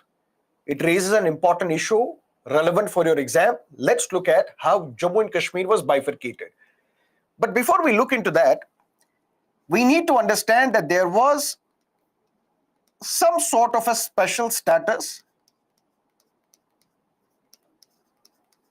given to Jammu and Kashmir under Article 370 of the Constitution. But why Article 370 was introduced? What is Article 370? What are the various provisions of Article 370? How Article 370 was changed? That we will discuss separately in Jammu and Kashmir chapter. Here we are not discussing J&K. Here we are discussing how J&K was bifurcated using Article 3. Clear? We are discussing Article 3. We are not discussing Jammu and Kashmir. But just one thing that you need to understand here, so that you can understand Article 3 better, that before this special status of Jammu and Kashmir under Article 370, only Article 1 and Article 370 was applicable to Jammu and Kashmir. Jammu and Kashmir had a special status under Article 370 of the Constitution. Why this special status was given, how this special status was revoked, we will discuss separately in Jammu and Kashmir chapter. But to understand Article 3, you just need to understand one thing, that the special status of J&K under Article 370 meant that only two articles of Indian Constitution are applicable to the state of Jammu and Kashmir. One is Article 1, India, that is Bharat, shall be a union of states. In this phrase, union of states, Jammu and Kashmir is also a part. The name of J&K is mentioned in the first schedule. That is Article 1. And Article 370, which basically means Article 3 of the Constitution is not applicable on Jammu and Kashmir. which means Parliament of India does not have the power to split Jammu and Kashmir, bifurcate Jammu and Kashmir, change the name of Jammu and Kashmir, increase the area, decrease the area, alter the boundaries of Jammu and Kashmir. That is not the power available with the Parliament, because Article 3 is not applicable to Jammu and Kashmir. Simple. But on August 5, 2019, this special status of Jammu and Kashmir was revoked. How it was done, we will discuss separately. But here, just keep in mind, this special status under Article 370 was revoked on August 5, 2019. When it was revoked, that means now J&K does not have a special status. When it does not have a special status, that means Article 3 is now applicable to Jammu and Kashmir. That is one thing that you have to keep in mind. Now, on August 5, 2019, Article 3 is applicable to the state of Jammu and Kashmir. That's number one. Number two, Jammu and Kashmir in 2019 was under President's rule.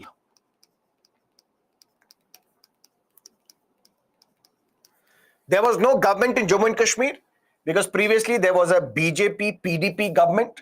Ms. Mehbooba Mufti was the chief minister. BJP withdrew support. The government fell. Then there were series of talks. At one time, the Congress, the PDP, the National Conference, they decided to come together to form the government. The governor said, but there are others, the BJP and Sajad Loans People's Conference, they have also come together to form the government. So what I will do, I will dissolve the Legislative Assembly. And the Legislative Assembly of Jammu and Kashmir was dissolved. So long story short, there was no government in Jammu and Kashmir. Jammu and Kashmir was under President's rule. But when the state is under President's rule, who becomes the legislature of that state? Parliament. Who becomes the executive of that state? The governor. That means if a state is under President's rule, normally the Legislative Assembly of that state will make laws for that state. The Chief Minister and his Council of Ministers, they will govern that state. But when there is no government in that state, it is under President's rule. Who will make law for that state? Parliament. Who will become the government of that state? Governor, who will act on the advice of the President. That means when a state is placed under President's rule, the entire control of that state is given to center. That means now J&K is under President's rule. Who is now the legislature for J&K? Parliament of India. Who is now the executive of that state? Governor. Who is now acting on the advice of the President? Whatever President says, the governor has to do that. This is the political scenario of J&K. And then cabinet. Mr. Modi, Mr. Amit Shah, Mr. Rajnath Singh, Mr. S.J. Shankar, Ms. Smriti Irani, others, they decided to come together. There was a cabinet meeting and a bill was cleared called Jammu and Kashmir Reorganization Bill, just like Andhra Pradesh Reorganization Bill. So the provision was Jammu and Kashmir will be reorganized. Instead of a state, it will be downgraded to that of a union territory, and 2 union territories will be created. Union territory for Jammu and Kashmir, union territory for Ladakh. Union territory of Jammu and Kashmir will have a legislative assembly. Just like Pondicherry, Puducherry has a legislative assembly, although it's a union territory. Just like Delhi has a legislative assembly, although it's a union territory.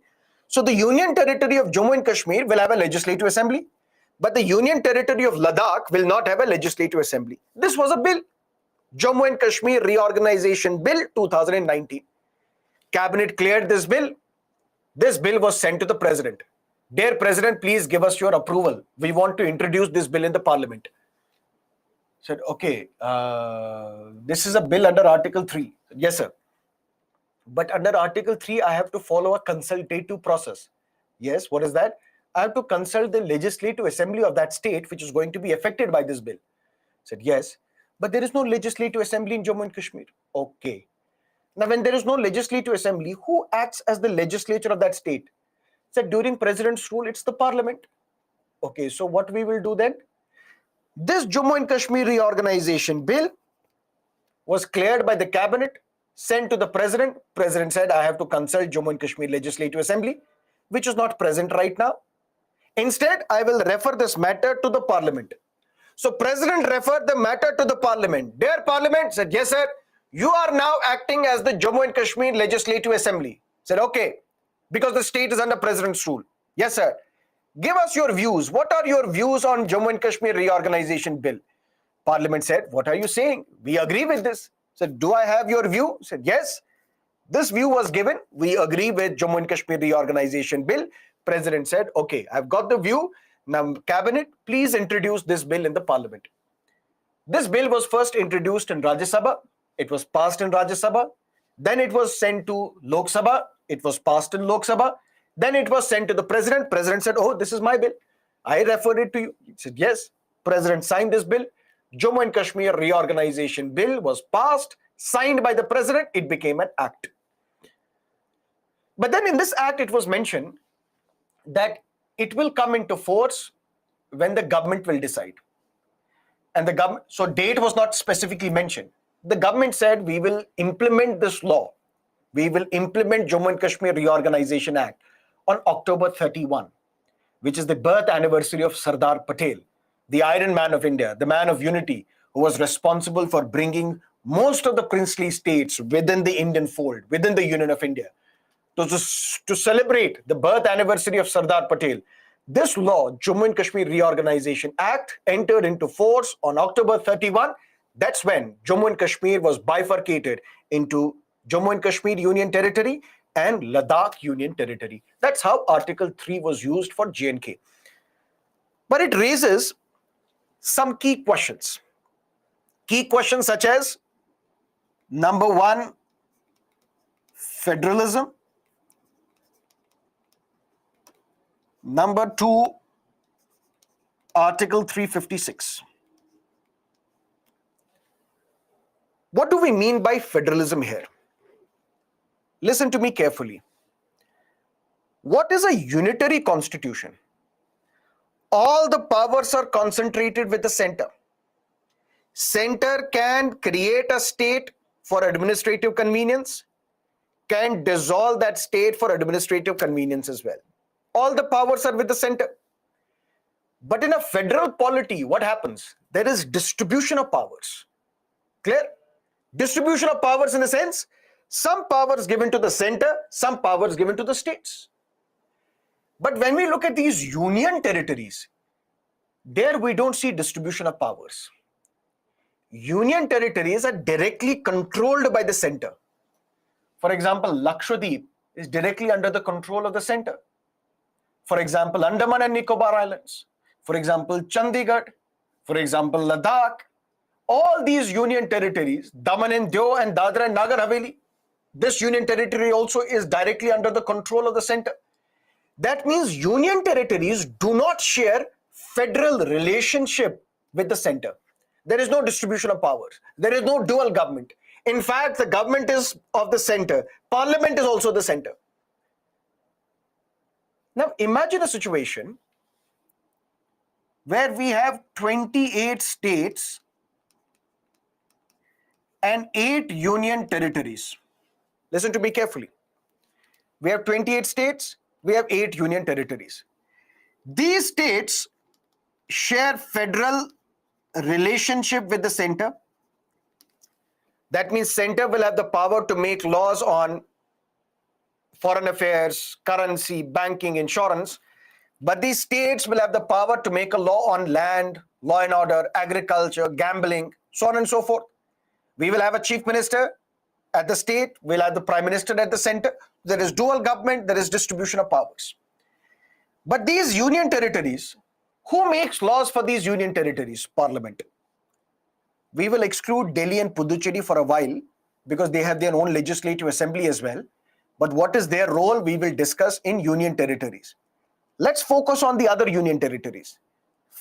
Other union territories which do not have a legislative assembly.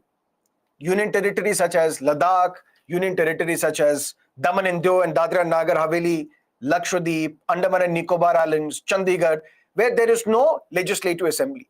Who makes laws for these union territories? Parliament. Do they have a chief minister? No. which means who is administering that union territory? President. That means entire power for that union territory is vested with the center. Clear? But this federalism, Supreme Court has said, is part of the basic structure of the constitution. No law passed by the parliament can violate federalism. No act passed by the parliament can violate federalism. Federalism is part of the basic structure of Indian constitution. And there are some critics who say this Jammu and Kashmir Reorganization Act of 2019, it violates federalism. How? Listen to me carefully. First, the state was under president's rule. President's rule by its very nature is temporary. The maximum number of years a president's rule can be imposed in a state is 3. That means by its very nature, president's rule is temporary. Can, during a period of president's rule, which is temporary in character, can permanent changes be made to that state? That's question number 1. That is why Jammu and Kashmir Reorganization Act is challenged before the court. The Supreme Court will have to hear this matter. 1. Can during president's rule, where the state is under the control of the center, and this president's rule by its very nature is temporary, can during president's rule, permanent change be made to that state? That's question number 1. And question number 2 on federalism.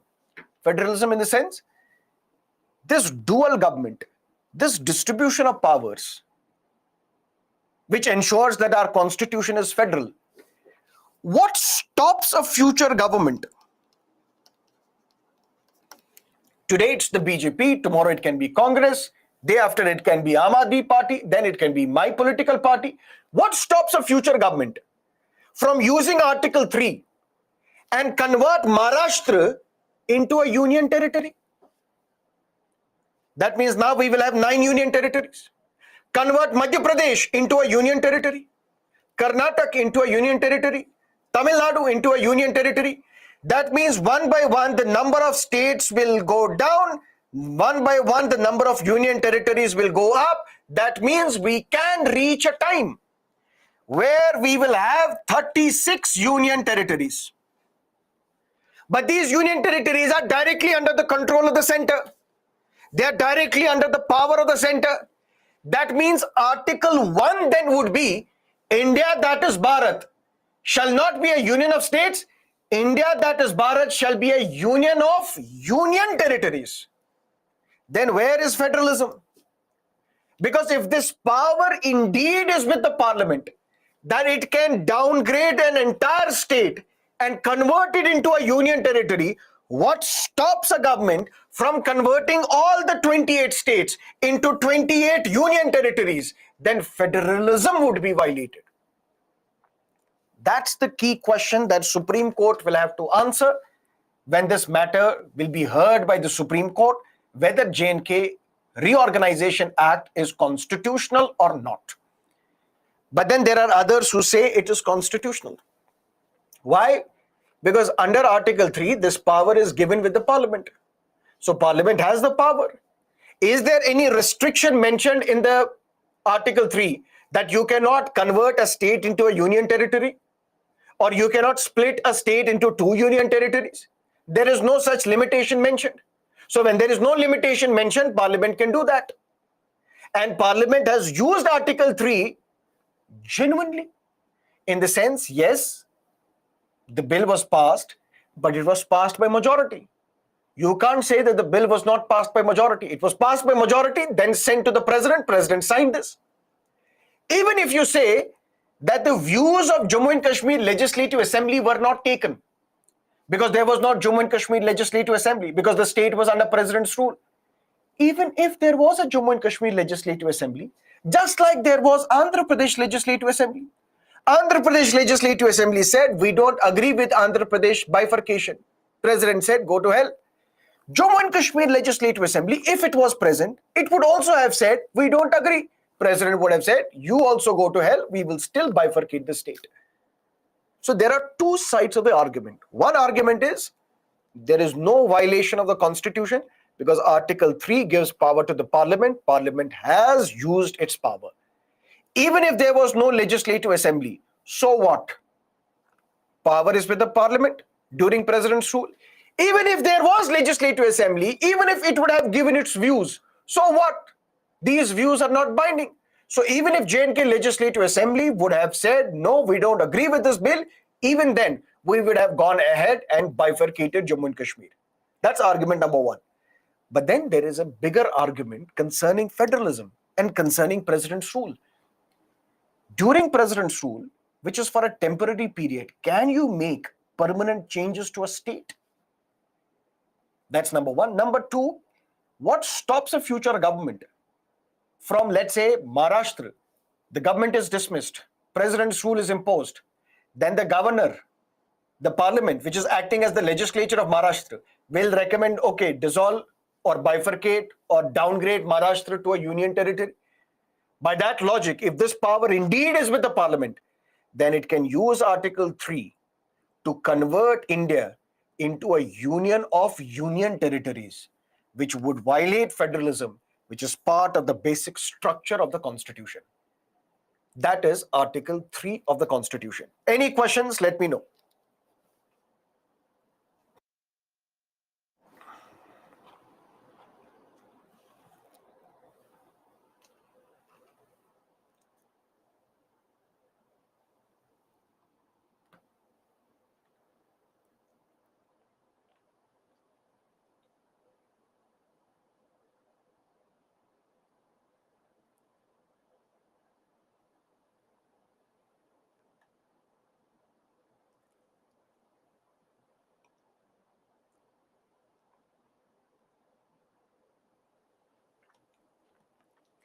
Is it unconstitutional? But that's not the question for me. That's not something that I have to answer. That's for the Supreme Court to answer. They have to decide whether it is constitutional or not. We don't have to be judgmental here. We just have to understand what has happened, what are the arguments in favor, what are the arguments against. That's it.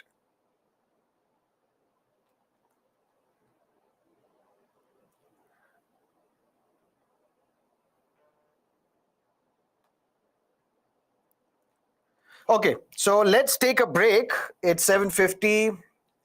We'll meet 8:05 and then we will discuss the remaining provisions. See you on the other side of the break.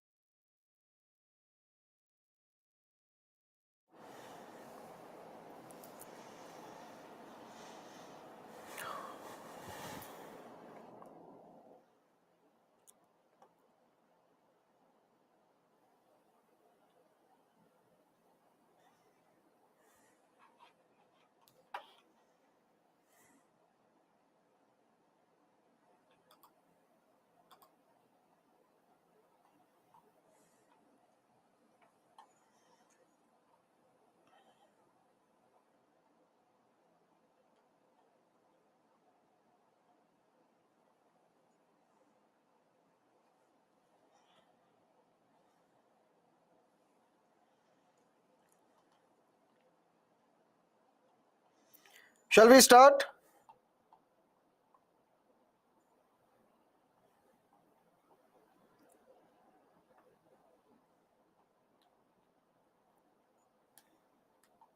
Okay.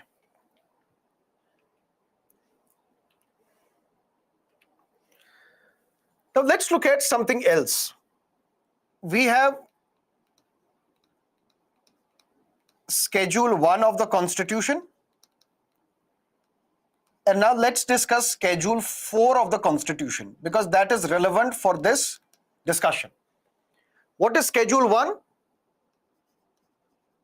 The names of states and union territories. What is Schedule 4?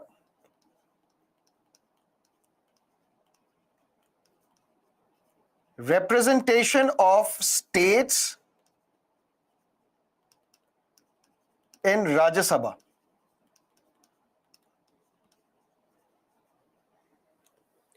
At the central level, we have a bicameral legislature. We have two houses, Lok Sabha and Rajya Sabha. These Rajya Sabha MPs are elected by the states. So the state legislative assembly members, they vote to elect Rajya Sabha MPs. How many Rajya Sabha MPs do we have from Uttar Pradesh? 31. Where is it mentioned? Schedule 4 of the Constitution. How many Rajya Sabha MPs do we have from Telangana? 7. How many Rajya Sabha MPs do we have from Andhra Pradesh? 11. Where is this mentioned? This is mentioned in Schedule 4 of the Constitution. So Schedule 1 deals with names of the states and union territories. Schedule 4 deals with the representation of states in Rajya Sabha. From a particular state, how many Rajya Sabha MPs will get elected? Those details are mentioned in Schedule 4 of the Constitution. Clear? Schedule 1 and Schedule 4 are both parts of the Constitution. They're part of the Constitution? Yes. Yesterday we discussed special majority. Flavor 2. And I told you flavor 2 of special majority is required for amending the Constitution. And what is flavor 2 of special majority? Majority of not less than 2/3 of the members present and voting, and majority of the total membership of the House. That means more than 2/3 of the members present and voting plus absolute majority. This is flavor 2 of special majority. And this flavor 2 of special majority is used to amend the Constitution. Right or wrong? Right. Now we have Andhra Pradesh Reorganization Bill, or we have Jammu and Kashmir Reorganization Bill. Both these bills are required to do what? To alter the boundaries, to bifurcate the states of Andhra Pradesh and Jammu and Kashmir. Now both these bills are passed by what type of majority? Simple majority.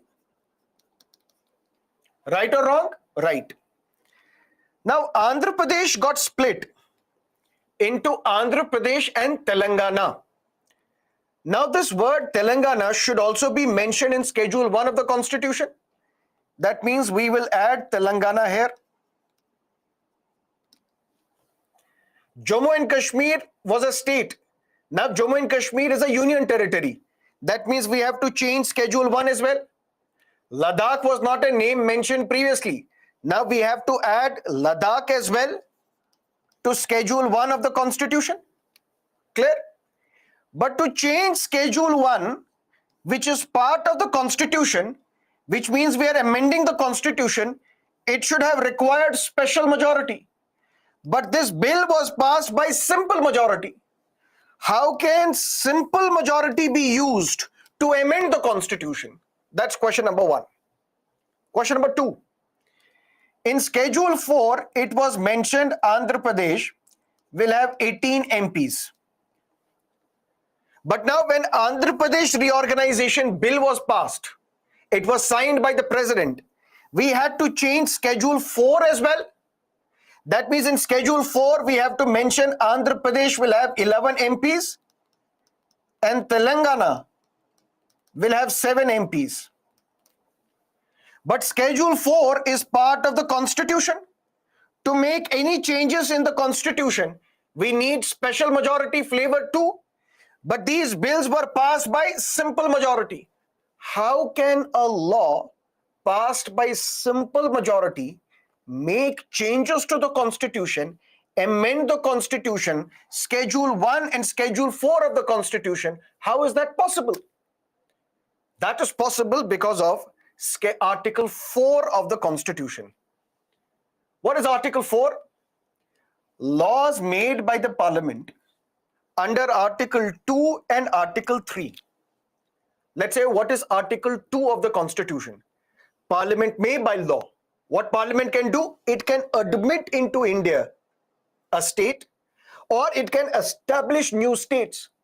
For example, if Jammu and Kashmir Union Territory or Ladakh Union Territory, or for that matter Puducherry Union Territory is to be converted to a state, for that we use Article 2, which means Article 2 says Parliament may by law admit into India. That means Sikkim was admitted into India, or establish new states. We have union territories. If they are to be established as states, we use Article 2. Laws passed by the Parliament under Article 2, laws passed by the Parliament under Article 3, which means reorganization. These laws will make changes to Schedule 1 and Schedule 4 of the Constitution. But these changes are supplemental. These changes are incidental. These changes are consequential matters. And these changes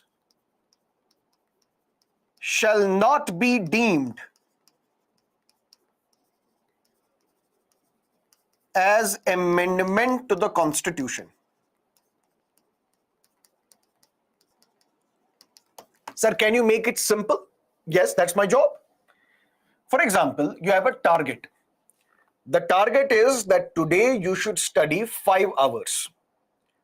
2 hours to revise polity, 1 hour for newspaper, 2 hours for your optional subject. That's your target. And now you are at your study desk. You have to clock 5 hours of your target. You have to study for 5 hours. But the moment you start reading page number 1, your mind travels to Mussoorie. Lal Bahadur Shastri, National Academy for Administration. What will I do there? What will I wear? How will I talk? President will appoint me. After that, what will I do? Wow, what kind of life would it be? So you are traveling to Mussoorie, to Lal Bahadur Shastri Academy. Now you are planning your entire life. How I should talk, who I should meet, what will I tell my friends? Once I will come back, what will I tell my friends? I will tell them stories about what I did at Lal Bahadur Shastri Academy. And now 5 hours are over. These 5 hours, although you were on table, you were meant to study, but you were not studying. Which means you can't say that these 5 hours I spent studying. Similarly, when a law is passed by the Parliament under Article 2 and Article 3, these laws will make changes to Schedule 1 and Schedule 4. Because unless and until we change Schedule 1, we can't add a new name to it. We can't add a new name to a state or a union territory. We can't add the representation of that state in Rajya Sabha in Schedule 4 of the Constitution. But these changes are incidental. These changes are consequences. Consequences of what? Because you have passed a law under Article 2 and 3. Those changes shall not be deemed as an amendment. So we don't call them amendment. Just like we don't call your spending 5 hours, but you were traveling to Mussoorie, we don't call them working, we don't call them studying, we don't call them practicing. Similarly, a law which makes changes to Schedule 1 and Schedule 4, but because you were passing a law under Article 2 and 3, these changes shall not be deemed as an amendment. When it is not an amendment, that means we don't need special majority. When it is not an amendment, that means we need simple majority to make changes to Schedule 1 and Schedule 4 of the Constitution. But listen to me carefully. I told you about flavor 3 of special majority yesterday. What is that flavor 3 of special majority? Majority of more than two-thirds of the members present and voting, plus absolute majority, plus ratification by more than half of the states as well. Why? If you want to change a federal feature of the constitution, if the parliament wants to amend federal feature of the constitution, it requires flavor 3 of special majority, which means you need ratification by more than half of the states as well. Which means this: if you are saying that we will pass a law to increase the representation of UP in Rajya Sabha from 31 to 51, you need to amend the constitution. But this amendment would be through flavor 3 of special majority, which means you need ratification by more than half of the states as well, because you are affecting federal feature. Why? Because you are giving more representation to one state. This is the question of federalism. That means in isolation, if you are not bifurcating Uttar Pradesh, if you are not reorganizing Uttar Pradesh, tomorrow you can change 31 to 51. If, for example, Uttar Pradesh is also merged with Rajasthan, Madhya Pradesh, Chhattisgarh, if 3 or more states are merged together with UP, yes, the UP's representation in Rajya Sabha will go up from 31 to 51, for example. For that, you don't need amendment to the constitution because you had passed a law under Article 3. But without bifurcating UP, without reorganizing UP, if you are making changes to Schedule 4 of the Constitution, you need ratification by more than half of the states as well. But if you are passing a law under Article 2 or Article 3, where if you are establishing a new state, for example, Ladakh will now be a state, you will have to change Schedule 1, you will have to change Schedule 4 as well, because if Ladakh is now a state, it should have a representation in Rajya Sabha as well. So if you are establishing a new state under Article 2, there will be changes to Schedule 1 and Schedule 4. Otherwise, there is no implication whatsoever. You are just creating a state but are not mentioning its name in the Schedule 1, not providing representation in Rajya Sabha. So making changes to Schedule 1 and Schedule 4, if the parliament is passing a law under Article 2 and 3, there will be changes to Schedule 1 and Schedule 4, but these changes shall not be deemed as amendment. When it is not amendment, that means you don't need special majority. When it is not special majority requirement, that means by simple majority, you can make these changes. That is Article 4 of the Constitution. So let's recap. Union and its territory, Part 1 of the Constitution, dealing with Articles 1 to Article 4. Clear? Article 1, Clause 1. India, that is Bharat, shall be a union of states. We have two names, India as well as Bharat, reflecting tradition and modernity, shall be a union of states. We are a federal constitution, according to Dr. Ambedkar, but we have used the term union of states and not federation of states because of two reasons. One, India is not the result of an agreement between states, and no state has the right to come out to secede from the Union of India. The names of states and union territories shall be mentioned in first schedule of the Constitution. What is a schedule? An explanatory memorandum of an article. If an article requires more explanation, if we add this explanation in the article itself, it would become bulky, lengthy. Now, this explanation should be added to the end of the Constitution by adding a schedule. Schedule 1 of the Constitution deals with names of the states and union territories. But the territory of India shall comprise of either we can have states, or we can have union territories, or we can have acquired territories. Acquired territories, for example, Puducherry. Acquired territory, for example, Goa. We acquired it. Then Parliament has the power under Article 2. It can pass a law through which it can admit into union from outside, for example, Sikkim, or it can establish new states. That means existing union territories may be created into states. Parliament may by law admit into India or establish new states, but on such terms and conditions as it thinks fit. And then Article 3 of the Constitution, which gives more power to the center as against the states, which is one of the centralizing tendency of Indian federalism. Under Article 3, Parliament, which is the central legislature, has the power. What it can do? It can increase the area, decrease the area of a state, alter the boundaries of a state, change the name of a state, merge two or more states, split a state, bifurcate a state, trifurcate a state, convert a state into three states. That's the power under Article 3 available with the Parliament. But for that, a consultative process has to be followed. A bill will be cleared by the cabinet, then will be sent to the president. President will refer this bill to the state which is going to be affected by that bill, take the views from that state, although those views are not binding on the president. President will ask the cabinet, introduce this bill in the parliament. Both houses of the parliament will pass the bill by simple majority, and then the states are reorganized. But whenever Parliament passes a law under Article 2 or passes a law under Article 3, there will be changes to Schedule 1 and Schedule 4 of the Constitution. But these changes will not be deemed as amendment. We will not call them amendment. Why? Because Article 4 says so. Article 4 says these are not amendments. When these are not amendments, that means we don't need special majority. That means what do we need? Simple majority. Clear? But Schedule 4 of the Constitution, if you want to change, alter, modify, amend Schedule 4 in isolation in the sense without Article 2 or Article 3, if you're not dividing a state, bifurcating a state, or merging a state without using Article 2 and 3, if you want to change Schedule 4, you need ratification by more than half of the states. You need a constitutional amendment. But if the Parliament passes a law under Article 2 and 3, there will be changes to Schedule 4, but these changes are incidental, these changes are consequential matters, and these cannot be deemed as amendment to the Constitution.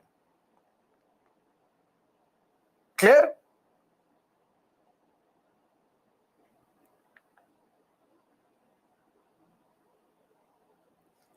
Okay.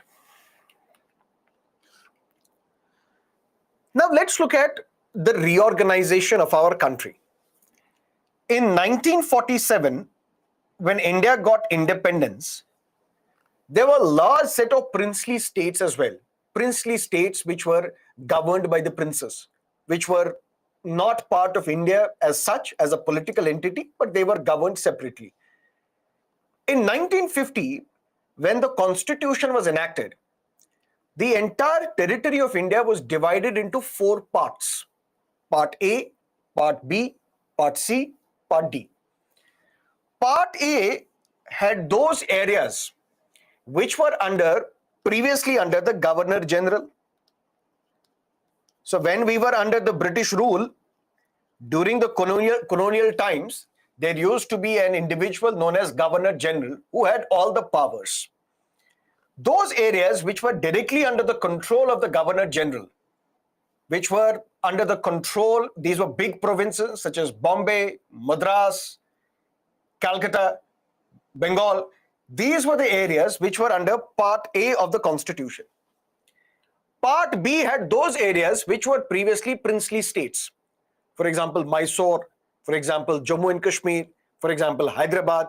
These were princely states. They were kept under Part B of the Constitution, Part B of the reorganization. Then we had Part C, which used to be under Chief Commissioner. During the colonial times, these areas would be under Chief Commissioner. For example, Delhi, Coorg, these were under Chief Commissioners. These were under Part C. And Part D had only one entity, one territory known as Andaman and Nicobar Islands. Now the question before the policy makers, before the government of the day, the independent government was, how do we reorganize the country? Reorganize the country because there were demands for linguistic states. Linguistic states in the sense, a language, Tamil for example, no matter where this language is spoken, all those areas should come under one state. That means one state for one language. Similarly, if there are Kannada speaking population areas, all those areas should be merged to create one entity, one state, specifically for the Kannada speaking population. So the demand was that the entire country should be reorganized on linguistic grounds. One state for Tamilians, one state for Kannadigas, one state for the Malayalis, one state for the Odia speaking population, one state for the Telugu speaking population. So the entire country should be divided into linguistic states. That was the demand. For that, a committee was set up known as Dar Commission. June 1948. Dar Commission was asked, can you please take a look at these demands and tell us how do we reorganize this country? Dar Commission said, don't create states in the name of language. Create states on the basis of administrative convenience. What is administrative convenience? Let me give you a question. For example, we had Bengal. The year was 1905 when Bengal was partitioned. Lord Curzon was basically the ruler of India. What was the need? For which of the following reasons Bengal was partitioned by Lord Curzon in 1905? A,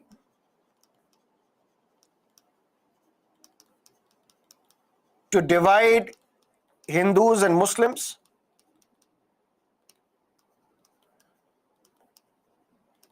To displace Calcutta.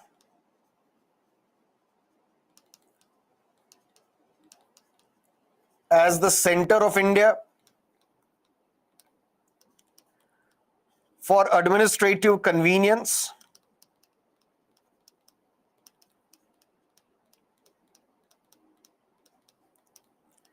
D, all of the above.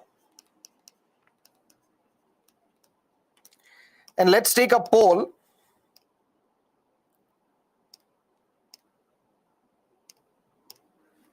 Tell me what is the answer to this question.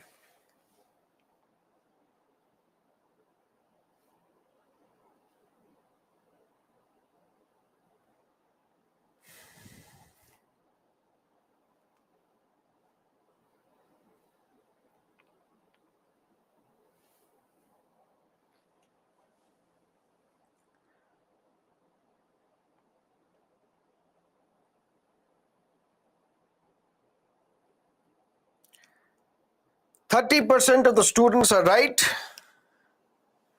This is the leaderboard. Amit Kumar, Shruti. Yes, the reason to divide, partition Bengal was to create a rift between Hindus and Muslims. Yes, the reason was that we should displace Calcutta as the center of nationalist movement, because Calcutta was then the capital of India, from where the nationalist feelings got developed. But the reason given by the Britain was that we are partitioning Bengal for administrative convenience, because Bengal is a big province and it becomes difficult to administer and manage such a big province. So just to ensure that we are administering Bengal effectively, conveniently, we are partitioning Bengal. That's the reason. So the answer to this question, which of the following was the reason given by the British to partition Bengal? The answer is administrative convenience. But yes, hidden within this partition of Bengal was British objective to divide Hindus and Muslims, to create a wedge in the society, to create a rift in the society, to displace Calcutta as the center of India's freedom struggle. Similarly, Dar Commission was asked, how do we reorganize this country? Dar Commission said, don't create states in the name of language, because we just witnessed partition. Unfortunately, on the grounds of religion, where India was divided into India and Pakistan, a separate state, Pakistan, was created, and the reason was religion, because Muhammad Ali Jinnah said, two-nation theory, Hindus and Muslims are two separate entities, two separate ideologies. They cannot stay together under one nation. That's why we need a separate state for Muslims called Pakistan. So on the basis of religion, the nation was partitioned. Dar Commission realized that if we start creating states in the name of language, then this language will become the basis for another partition. Then Tamilians will separate from India. Kannadigas will separate from India. Malayalis will separate from India. Odias will separate from India. These are the allegations. We don't know whether that would have happened or not, but these are the allegations. Don't create states in the name of language. Create states on the basis of administrative convenience. Few months later, another commission was set up. December 1948, known as JVP Committee. It is an acronym. J stands for Jawaharlal Nehru, V Sardar Vallabhbhai Patel, P Patabi Sitaramaya. These were the three individuals who were part of this committee. They had to decide, how do we reorganize this country? JVP committee also reiterated that don't create states in the name of language, because that is going to be another reason for partition. Create states on the basis of administrative convenience. Create states of such magnitude so that it becomes easy to govern that state. It should not be too small, it should not be too large. But then something happened. One Gandhian, one follower of Mahatma Gandhi, Pothi Sriramalu, he went on fast. What was his demand? His demand was all the Telugu-speaking areas in South India should be merged together to create a state only for the Telugu-speaking population, and that state should be known as Andhra. The government rejected his proposal, rejected his request, rejected his demand, saying we cannot divide states or reorganize this country in the name of language. We have to do that only on the basis of administrative convenience. Mr. Sriramalu went on fast unto death, and ultimately he lost his life. When he lost his life, there was a series of protests in Telugu-speaking areas. Ultimately, government succumbed to the pressure. And in October 1953, the first linguistic state was created in independent India. The first state in independent India was created in the name of language, and that state was Andhra. Although previously Odisha or Orissa was created in the name of language for the Odia-speaking population, but that was prior to independence. That was during colonial times. In the post-independent India, for the first time, a state was created specifically on the grounds of language. The first linguistic state in independent India was Andhra in October 1953. But then the government said, we cannot be taking these decisions just like this.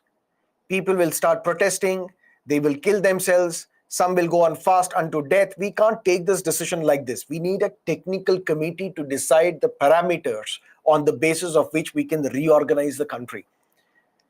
And for that, in 1953, December 1953, a committee was set up known as States Reorganization Commission, or the first States Reorganization Commission. This was headed by Fazal Ali, H.N. Kunzru, K.M. Panikkar were the other members. They had a job to decide on what grounds should we reorganize this country. And SRC, or States Reorganization Commission, said, yes, language can be the basis of reorganization, but it rejected one language, one state formula.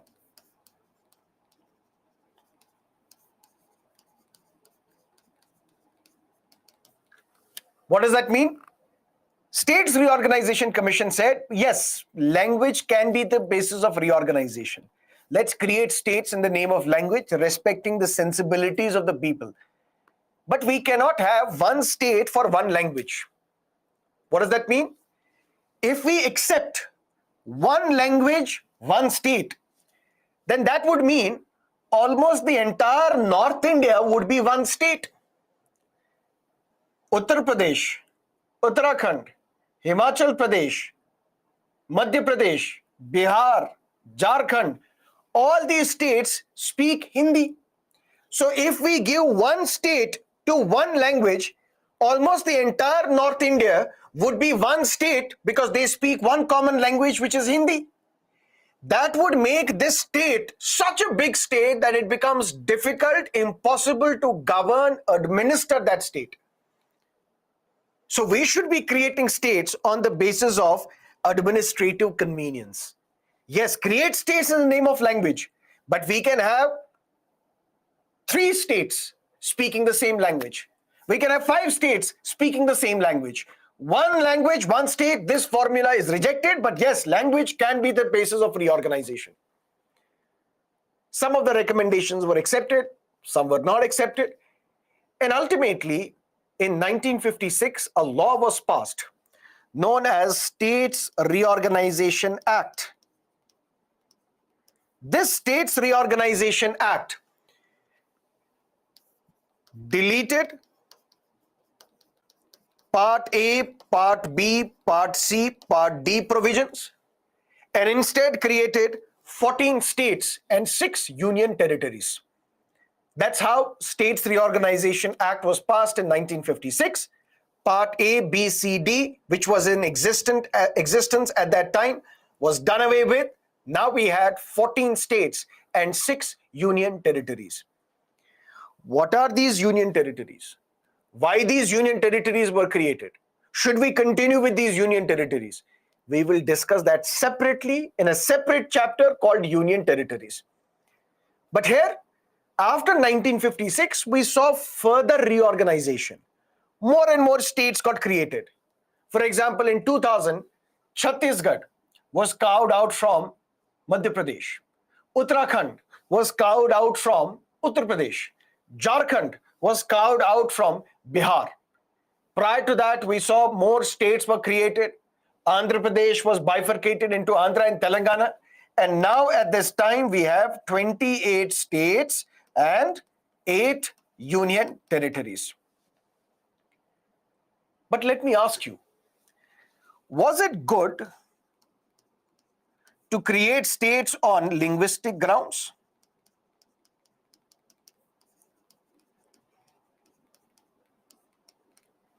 Was it better? Was it good? Was it beneficial to create states in the name of language? Ramachandra Guha,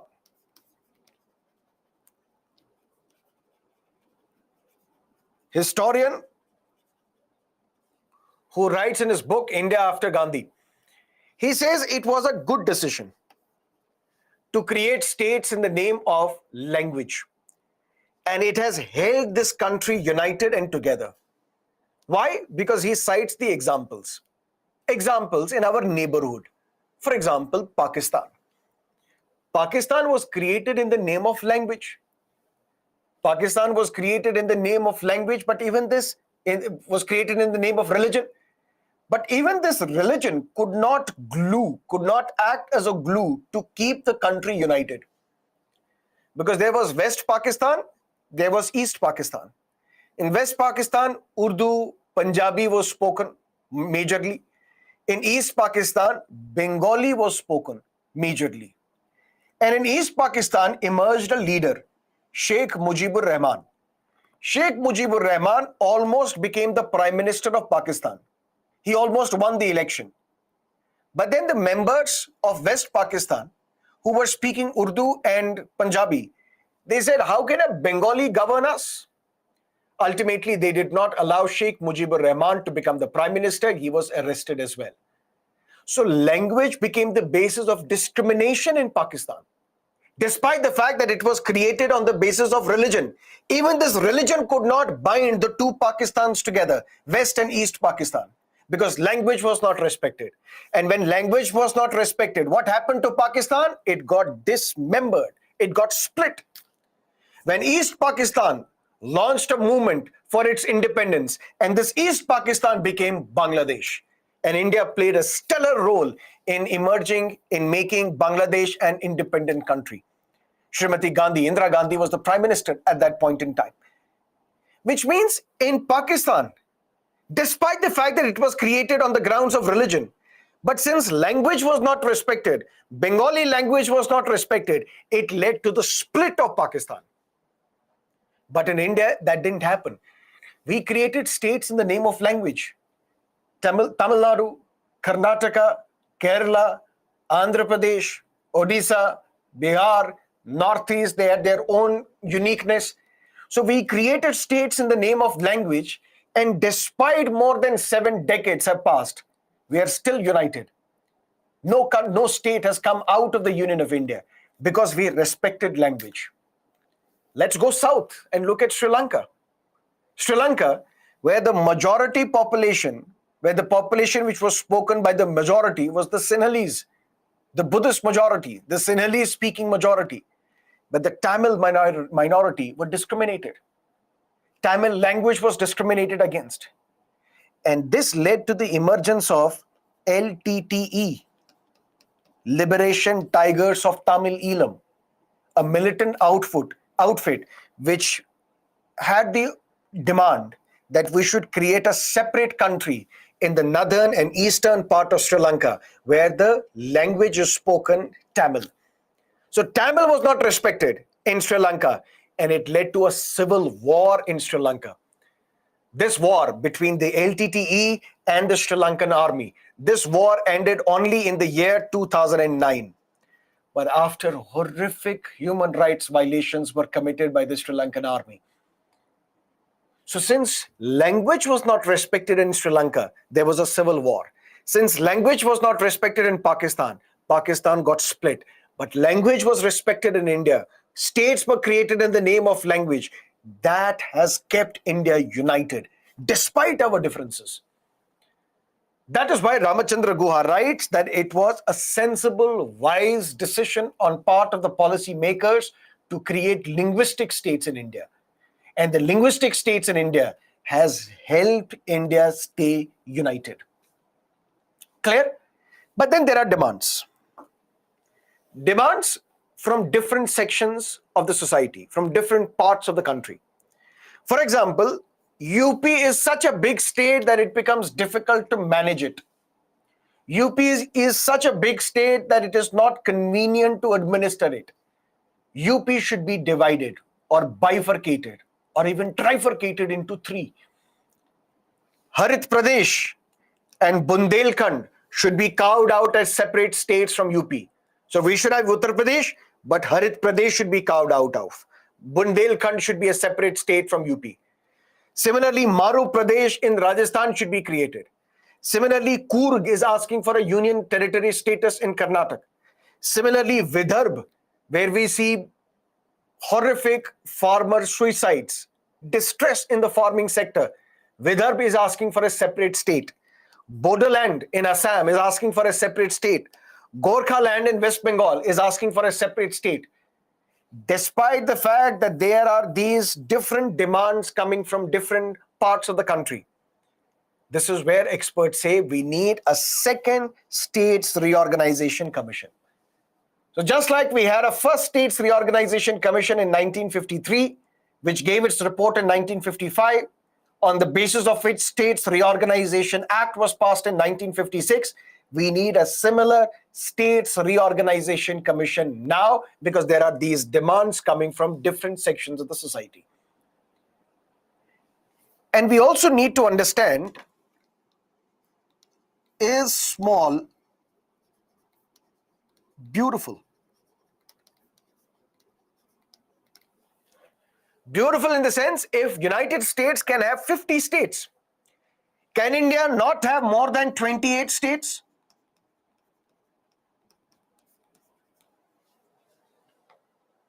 Can we not create more and more smaller states in India so that they are administered better, so they are administered properly, so that the nation as a whole grows? Should India reorganize the country now in such a manner that we should have more and more smaller states?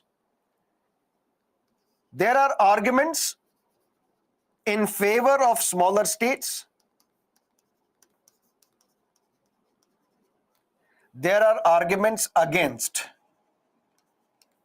smaller states.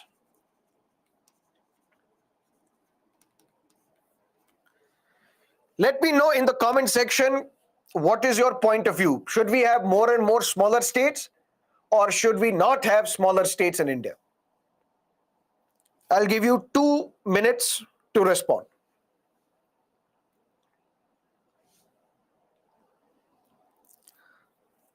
Now, you can't write in the answer, no, we don't need smaller states.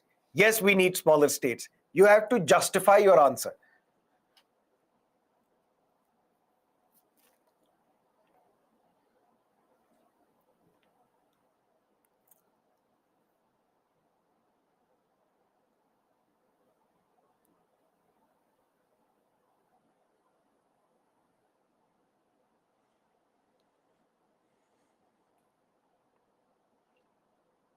Shalu, what's your question, please?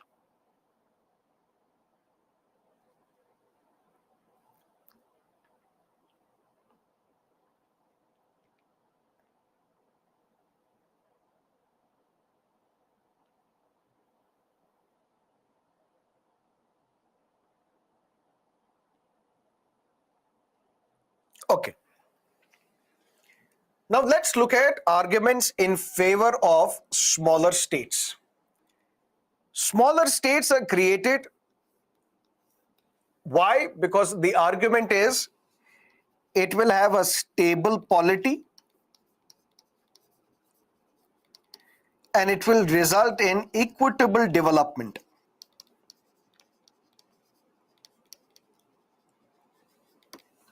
For example, if you look at the bigger states, for example, Maharashtra, for example, Rajasthan, for example, Uttar Pradesh, there is no equitable development. In a sense, the entire state is not developed. You will see one particular area developed, but the other areas are lagging behind. Lagging behind when it comes to education, sanitation, health infrastructure, roads, universities, development, the access to power. So if we have more and more smaller states, it will lead to equitable development. That means all the areas of that smaller state will be equally and not partially developed. So why we should have a smaller state? Because it will lead to equitable development of all the areas of that state. Example can be Goa, which is the best performing state in India right now. Take any report, whether it is the Niti Aayog report, whether it is Raghuram Rajan committee report, any report you see, the name comes Goa as the most developed state in India, and Goa is a smaller state. Because smaller state leads to equitable development. And at the same time, it leads to a stable polity. Stable polity in the sense that the governments tend to be stable. They tend to complete their full 5-year term when a state is smaller. Maharashtra, a big state, we saw a shift. Sometimes there is the BJP, sometimes there is the Congress, but they have an alliance. BJP is always in an alliance, Congress is always in an alliance. But when it comes to the smaller states, for example, Himachal Pradesh, for example, Uttarakhand, for example, Goa, we see that there are political parties which win the elections on their own without any need for a smaller support, without any need for other political parties' support. So there is stable polity when it comes to a bigger state, when it comes to a smaller state. So if we need more and more smaller states, because if the states are smaller, it will have stable polity. If the states are smaller, it will have equitable development. Another reason given for smaller state is that less distance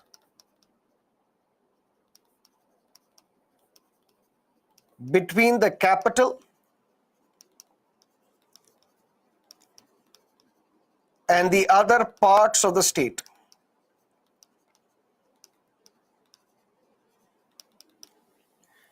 If the state is bigger, Lucknow is in one part of Uttar Pradesh, but then there are other areas of UP which are very far from this capital.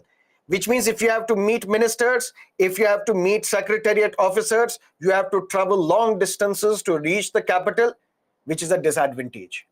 But if the state is smaller, which means the distance between the capital and the other areas of that state will be less, and ultimately it will be helpful for the welfare.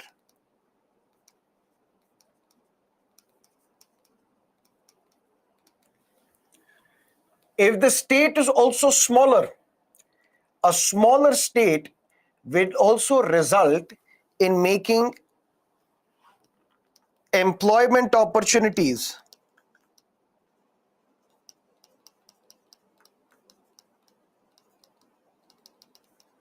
available. There will be focused growth. Employment opportunities in the sense, if the state is smaller, this smaller state will cater to a small population area. Whatever jobs are required, those will be catered to by the existing population, which means we will ensure jobs for these individuals as well. Smaller the state, better we will see the unemployment rate. That is why unemployment rate in smaller states is lesser as compared to a bigger state. But then there are others who say, no, we don't need more smaller states.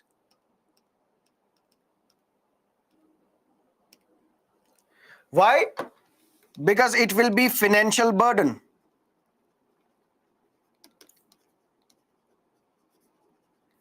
Financial burden in the sense, if we create more and more smaller states, that means in all these states we have to set up legislative assembly, we have to set up maybe a high court, we have to set up secretariat, we have to set up offices as well. So it is going to be financial burden that is not going to be helpful considering the economic situation we have right now. That's number one. Number two, if Uttarakhand is an example,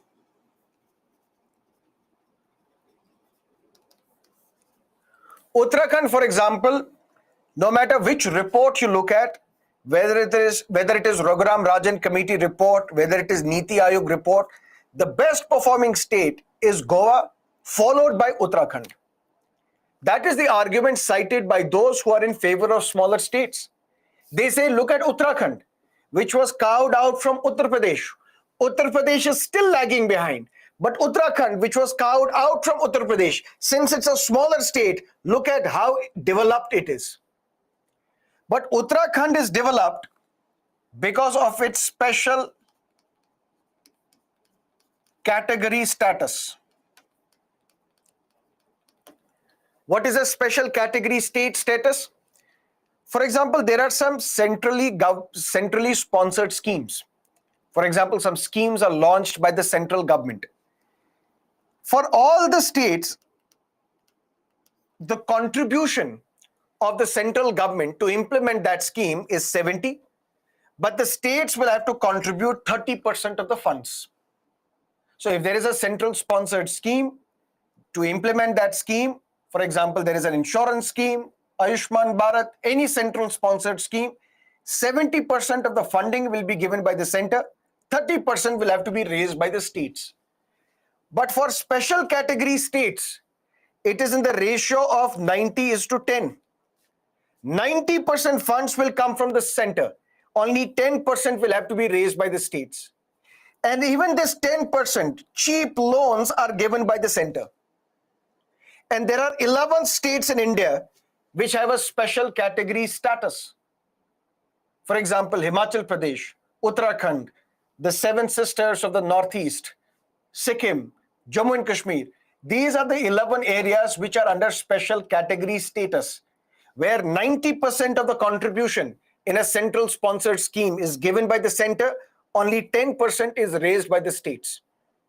So Uttarakhand has developed, not because it is small, Uttarakhand has developed because it has the special category status.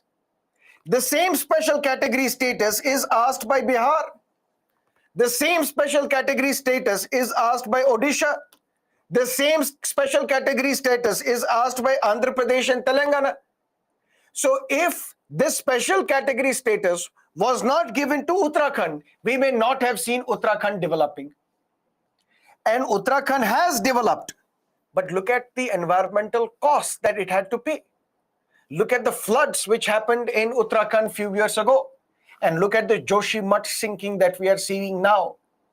Because you are developing a hilly area with difficult terrain and you are destroying the ecological balance for the sake of development, you are wreaking havoc in Uttarakhand. So smaller state does not guarantee you development. The development is the function of other factors. For example, special category state status. Similarly, if we have a more and more smaller state, not only is it going to be a financial burden, not only is it not going to ensure development, but at the same time, Jharkhand's example was cited. That Jharkhand is a relatively smaller state which was carved out from Bihar, and Jharkhand is doing better than Bihar. But what is the big contributor? What is the big condition that we see as an argument in favor of smaller state, stable polity. But Jharkhand's polity was not stable. We have had 8 or 9 chief ministers since 2000 when it was created. We have had a chief minister who was an independent member. An independent candidate was made a chief minister because BJP and Congress, they didn't want each other to form the government. They supported an independent. So Jharkhand is not the example which you can cite for a smaller state having stable polity. That means there are some arguments in favor of smaller states. There are some arguments against the smaller states. But then this decision should be taken by Second States Reorganization Commission. Let's organize and have a Second States Reorganization Commission, which will look at the demands coming from different parts of our country and then analyze pros and cons to decide whether we need more smaller states or not, whether we need to further reorganize the country as well. There are clear examples of some advantages when it comes to a smaller state, but there are some disadvantages as well. But for that, we need a Second States Reorganization Commission. That completes our discussion on part 1 of the Constitution, Union and its territory. If you have any questions, please let me know.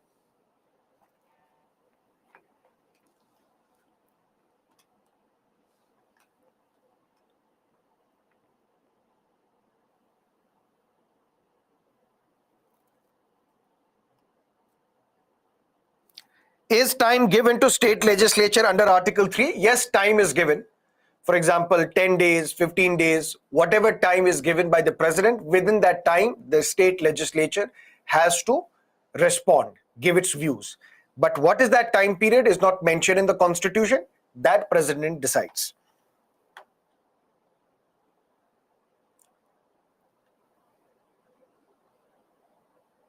Sir, is government setting up a legislative assembly for J&K? That's not for the government to set up. The law has already been passed, which says Jammu and Kashmir will have a legislative assembly. Now, delimitation is also complete. All we need is election commission to organize the election. Once the elections are held, then we will have a legislative assembly in J&K.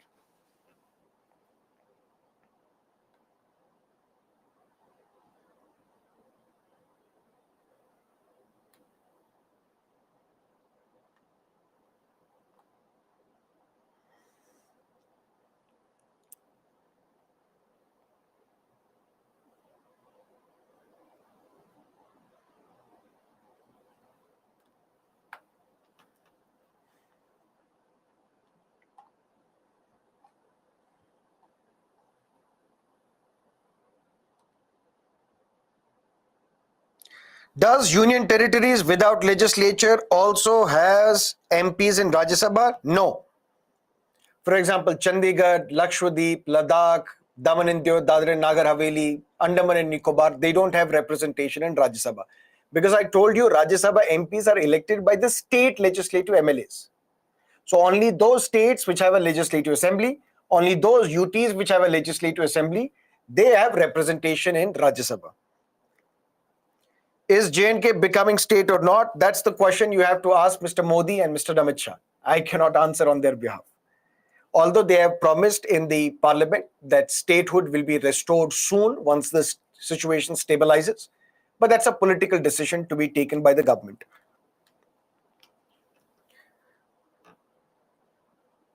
What is the difference between admit or establishment of state? You're admitting a state from outside India. You're establishing a state from within. For example, you have union territories right now. You want to give them statehood. So you're establishing a new state within India.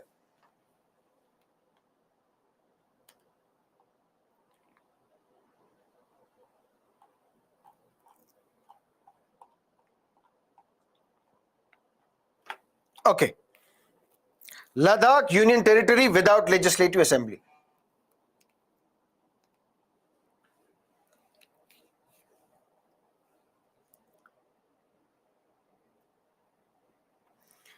Okay, done.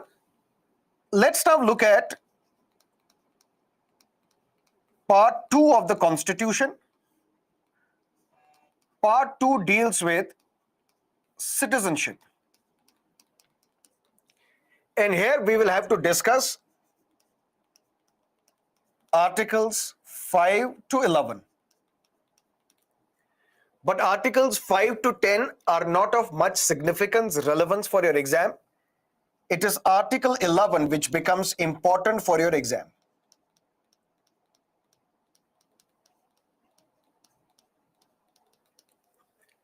But what is citizenship? First, we will discuss what is the idea of citizenship, who are the citizens of India. Then we will look at Indian Citizenship Act of 1955. Who can become the citizen of India? Who cannot become the citizen of India? How the citizenship can be acquired? How the citizenship can be removed? Then we will discuss Citizenship Amendment Act, which was passed in 2019. Then we will look at what is NRC, what is NPR, National Population Register, and what is the difference between a person of Indian origin, the overseas citizen of India, and the non-resident Indian, NRI. All this will be covered in this chapter, citizenship. But first up, what do we mean by citizenship? Citizenship is like a romance between individuals and their state. You owe your allegiance to that state. For example, in India, the entire population of India, all those who are residing in India, can be divided into citizens and aliens. Who are the citizens? These citizens share complete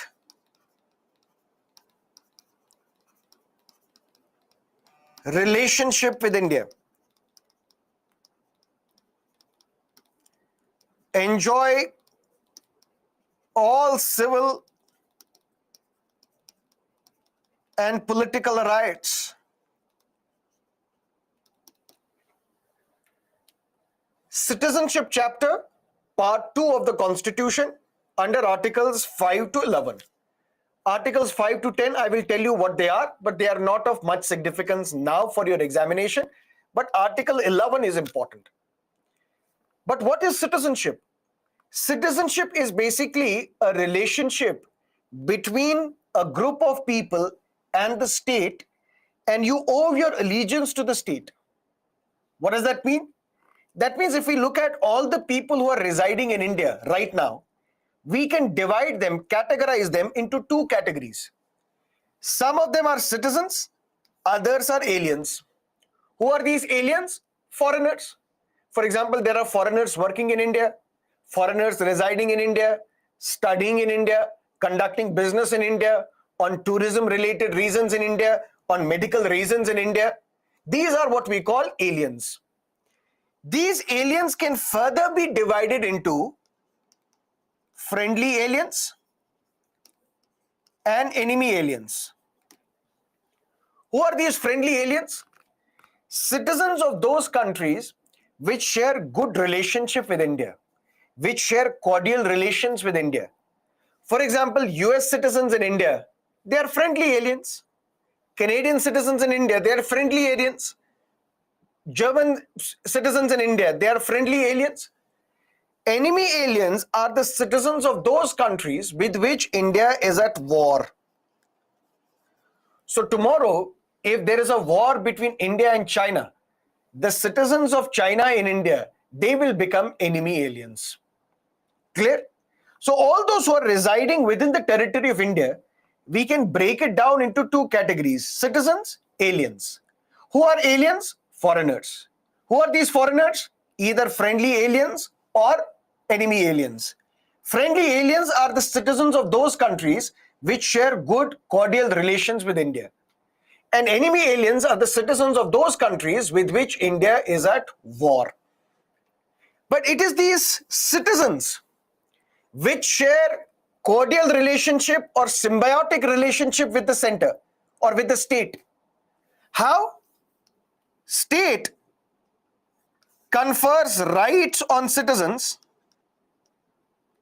and citizens in turn, they have duties towards the state. For example, it's like a legal compact. Only the citizens of India can contest elections. Only the citizens of India can apply for government jobs. Only the citizens of India can apply for various constitutional positions, become judges of the court, become Chief Justice of India, become the Comptroller and the Auditor General. And all fundamental rights are available to the citizens. Aliens also enjoy fundamental rights, except Article 15, 16, 19, 29 and 30. And we will discuss in Fundamental Rights chapter which are these fundamental rights, 15, 16, 19, 29, 30. But briefly here, citizens, they share relationship with the state. It's a symbiotic relationship where the state is conferring rights on the citizens. Citizens in turn have duties towards the state. And these citizens are given all civil and political rights. That means all fundamental rights are available to citizens. Fundamental rights are available to aliens as well. But except these five. These five fundamental rights are not available to citizens. Apart from that, all fundamental rights are available to aliens. But these five fundamental rights are exclusively available to the citizens of India. So these citizens, they share complete relationship with the state. Professor Hannah Arendt,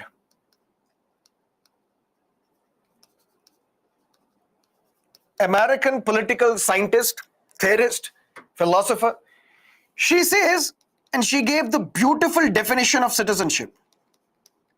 She writes, citizenship is the right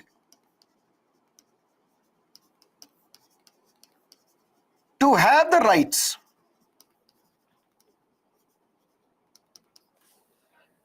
rights means claims. Can an alien claim government job in India? No. Can an alien claim benefits from the state in the form of subsidies, in the form of scholarships, in the form of pensions, in the form of subsidies for kerosene or LPG? No. But it is only these citizens who can claim these rights from the state. I am your citizen.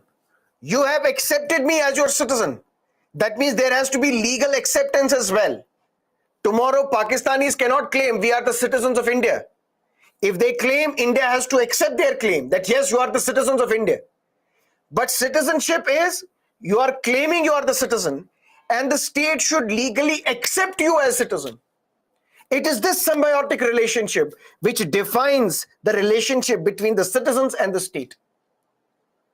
Sir, it is still not clear. What is citizenship? Citizenship, long story short, according to Professor Hannah Arendt, is the right to have the rights.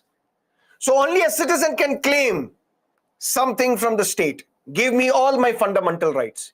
Give me political rights. Give me civil rights. Give me economic rights. Give me employment opportunities. So this right, which is a claim against the state, this is the definition of citizenship. So what is citizenship? Normally, this chapter, citizenship, is not mentioned in the Constitution. If you look at the Constitution of the majority of the countries of the world, this chapter, citizenship, is not mentioned in the Constitution. Because this matter is given to the Parliament. This matter is given to the government of the day. You decide who could be the citizen of your country, who cannot become the citizen of your country. And this cannot remain rigid. It has to change over a period of time. If this chapter citizenship is mentioned in the Constitution, if Constitution defines who can be the citizen, who cannot be the citizen, it becomes very difficult to change it. Because to amend the Constitution requires majority, a special majority, a difficult majority, a tougher majority. That is why Constitution of the majority countries of the world, they don't mention citizenship in their Constitution. Because they leave it to the political class, they leave it to the parliament, they leave it to the legislature. You decide who can be the citizen of your country. But India was unique. Unique in the sense, because in 1947, we witnessed partition. Unfortunately, on the grounds of religion. where there were millions of people who migrated from India to what became Pakistan, and millions of people migrated from what became Pakistan to India. And we had to be absolutely sure who are the citizens of India. That is why Articles 5 to 10, they do not talk about who is going to be the citizen of India. They talk about who is right now the citizen of India. Which means on 26th January 1950, who all are the citizens of India? So that we can identify them, we can give them benefits, we can give them their rights. Article 5, for example, says, whoever is present in India and who has resided in India for 5 years continuously. That means 5 years continuously somebody residing in India is the citizen of India. Article 6 talks about what will happen to those who have migrated from Pakistan to India. Article 7 talks what happens to those who migrated from India to Pakistan, but then they want to come back as well. So Articles 5 to 10 are not relevant for your exam now. Why? Because we are past that stage. These articles spoke of who is the citizen of India at the time of the commencement of the Constitution. That is why I said it is Article 11 which is important for you. Because what Article 11 does, it empowers the Parliament. That what Parliament you can do, you can pass a law, and through this law, you can regulate all matters related to citizenship.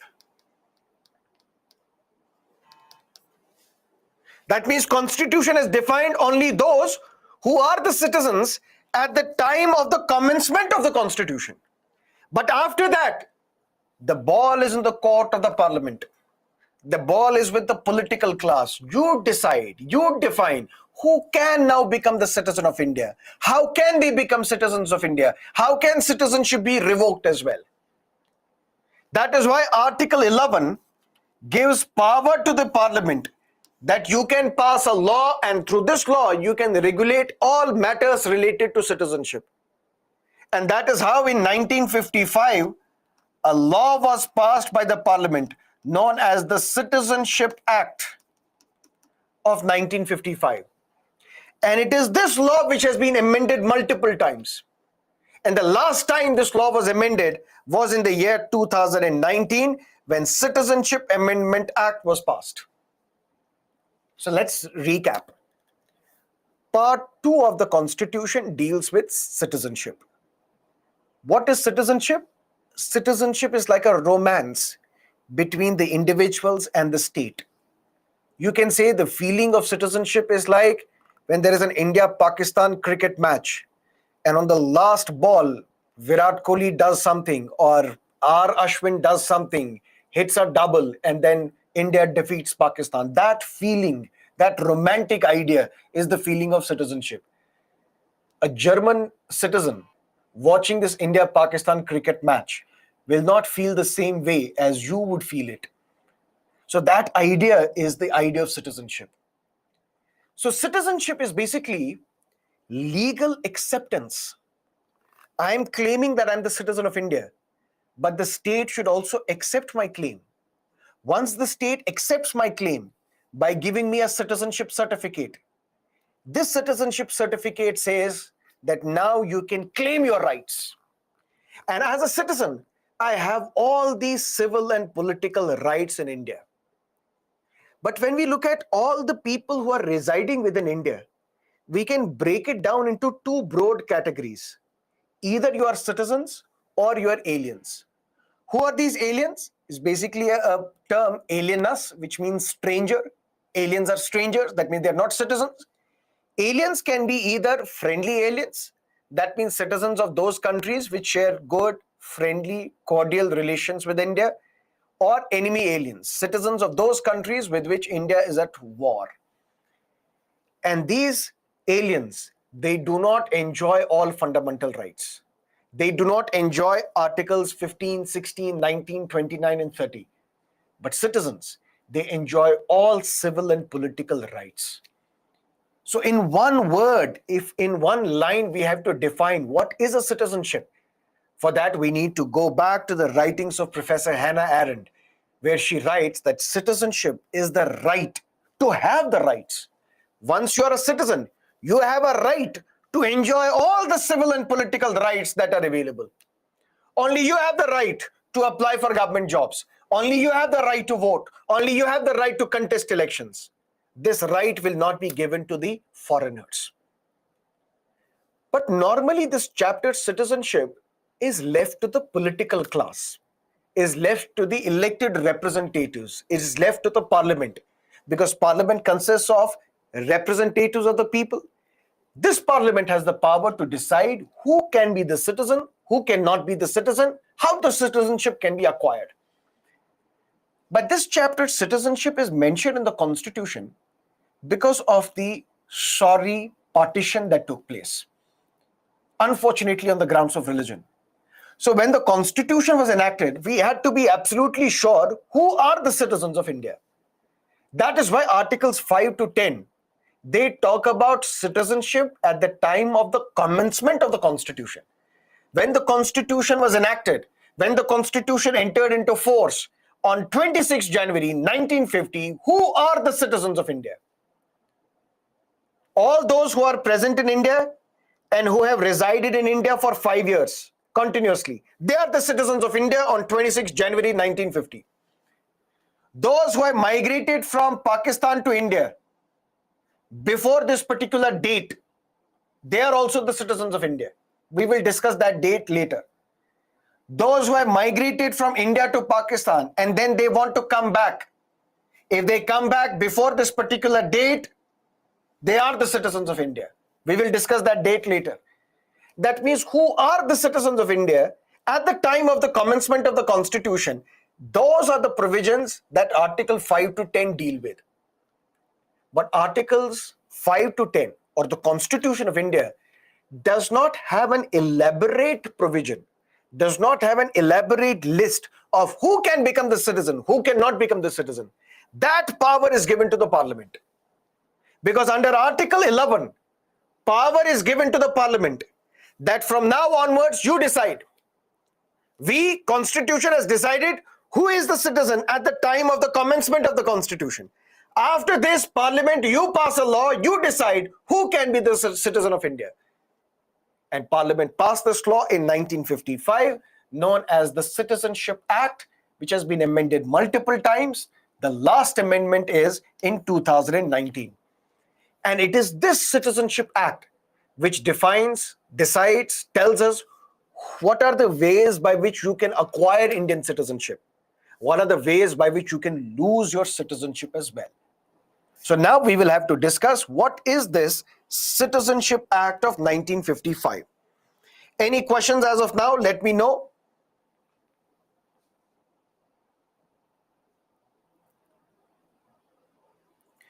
Is CAA amended with simple majority? Yes, simple majority, because it's an ordinary law. It's not an amendment to the Constitution.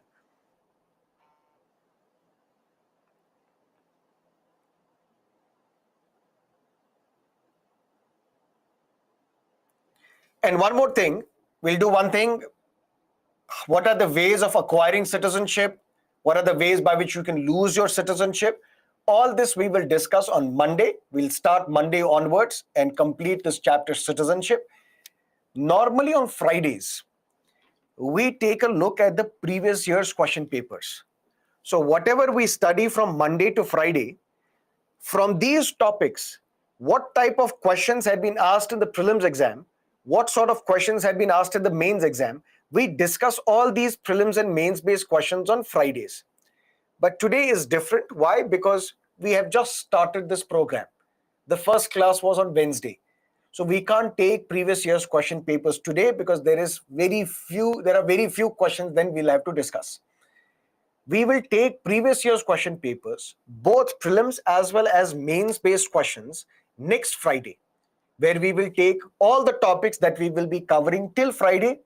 Whatever questions have been asked by UPSC from prelims and mains perspective, we will discuss them on Friday.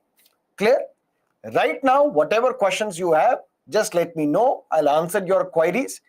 And then on Monday, we will start with Citizenship Act of 1955. There are 5 ways by which you can acquire citizenship: by birth, by descent, by registration, by naturalization, by incorporation of a foreign territory. There are 3 ways by which you can lose your citizenship: by renunciation, by termination, by deprivation. All this we will discuss on Monday. Then we will also look at who is an NRI, who is a PIO, who is an overseas citizen of India.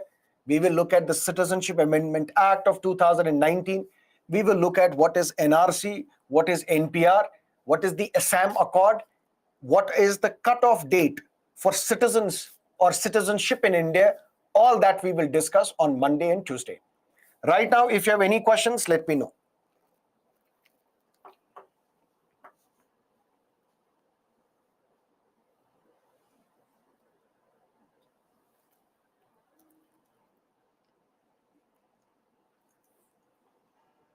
CAA has been passed, NRC has not been implemented yet.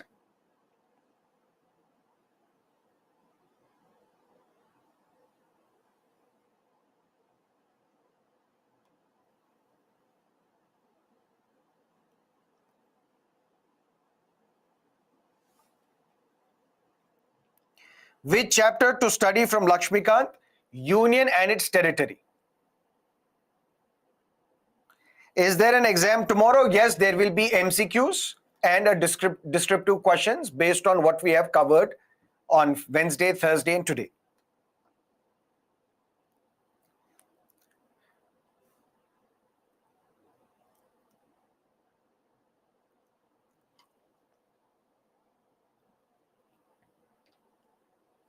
Pakistani citizens are not alien citizens now, as India is not at war with Pakistan. Right now, the government can decide to specify some citizens of Pakistan in India as enemy aliens, because Pakistan is not a friendly country as well. It's a country which is in conflict with India.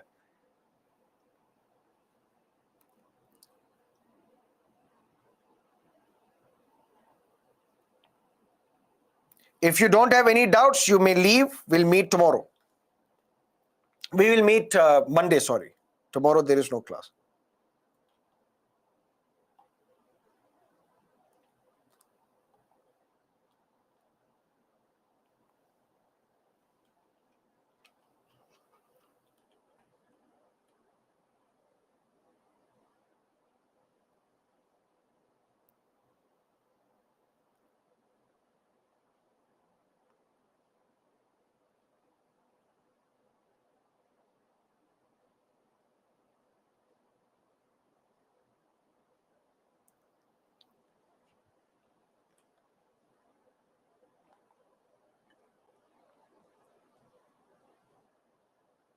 Difference between Union of India and Territory of India. Union of India means the central government, the union government. Territory of India means all the states, union territories which make up the territory of India.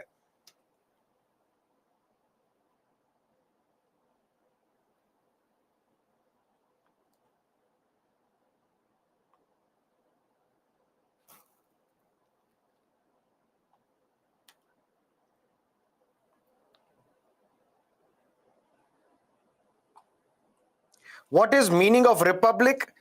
The head of the state is elected, is not holding a position because of hereditary.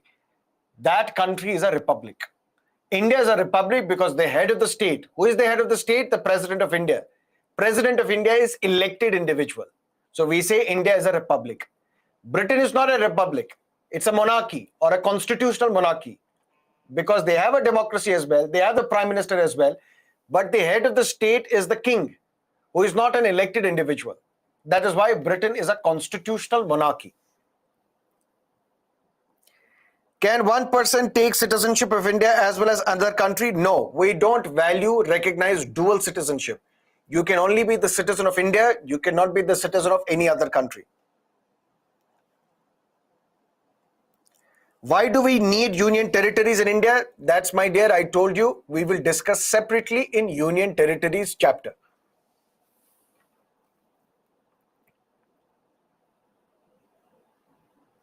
Can we delete the term socialist from preamble? No, we can't. It's part of the basic structure. Sir, is territory under presidential rule? Which territory, my dear?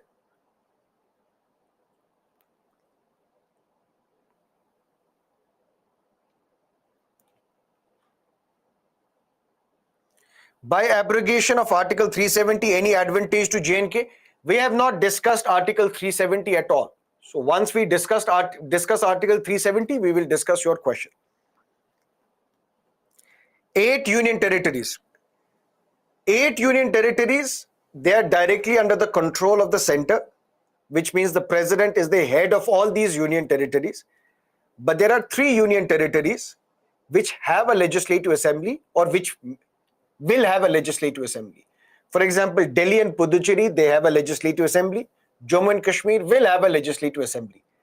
Apart from these, because these 3 union territories will have their own government as well, apart from these union territories, 5 other union territories, they are directly under the control of the center.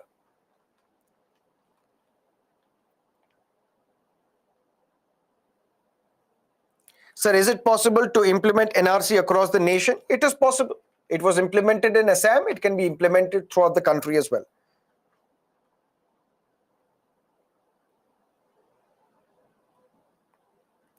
Is there any chance that Supreme Court will strike down Jammu and Kashmir Reorganization Bill? Now it is Jammu and Kashmir Reorganization Act because it has been implemented. And your guess is as good as mine. I don't know what Supreme Court will do. Maybe Supreme Court, if at all, it will strike down this law saying that you have to go back to the Jammu and Kashmir Assembly, seek the views of the Assembly. Without their views, whether they are binding or not doesn't matter, but without their views, you cannot use Article 3. But we'll have to wait what the court will have to say on this matter.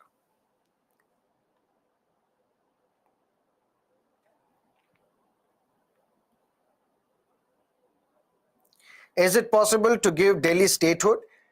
Is it possible? Yes. Should Delhi be given statehood? There is a debate. Arguments in favor, arguments against. That we will discuss in union territories.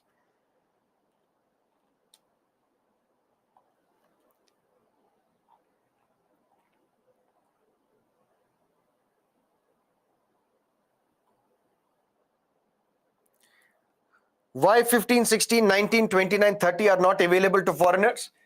Because Article 15, for example, deals with non-discrimination on the grounds of religion, race, caste, sex, place of birth. But should we not discriminate foreigners and give more benefit to Indian citizens?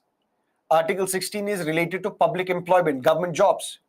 Do you want foreigners to also apply for civil services examination? Then the competition will become fierce. Then you will lose out. So it is to protect Indians, their interests. These rights are available only to Indians.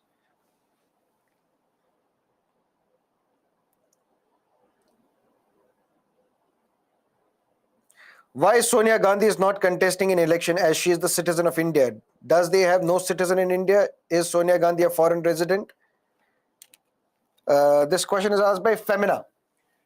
Femina, Sonia Gandhi is a Lok Sabha MP. She has consistently contested election. 2019, 2014, 2004, 1999, 1998. She has always contested elections and has won these elections as well. So she has contested elections. She is a member of Lok Sabha.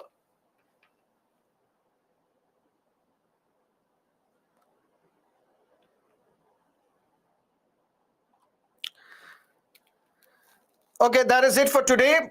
See you again Monday. We'll start the discussion with the Citizenship Act 1955. Should you have further questions, please get in touch with subject matter experts till 10 o'clock. They will resolve your doubts. I will see you on Monday. Till then, stay safe. Bye-bye.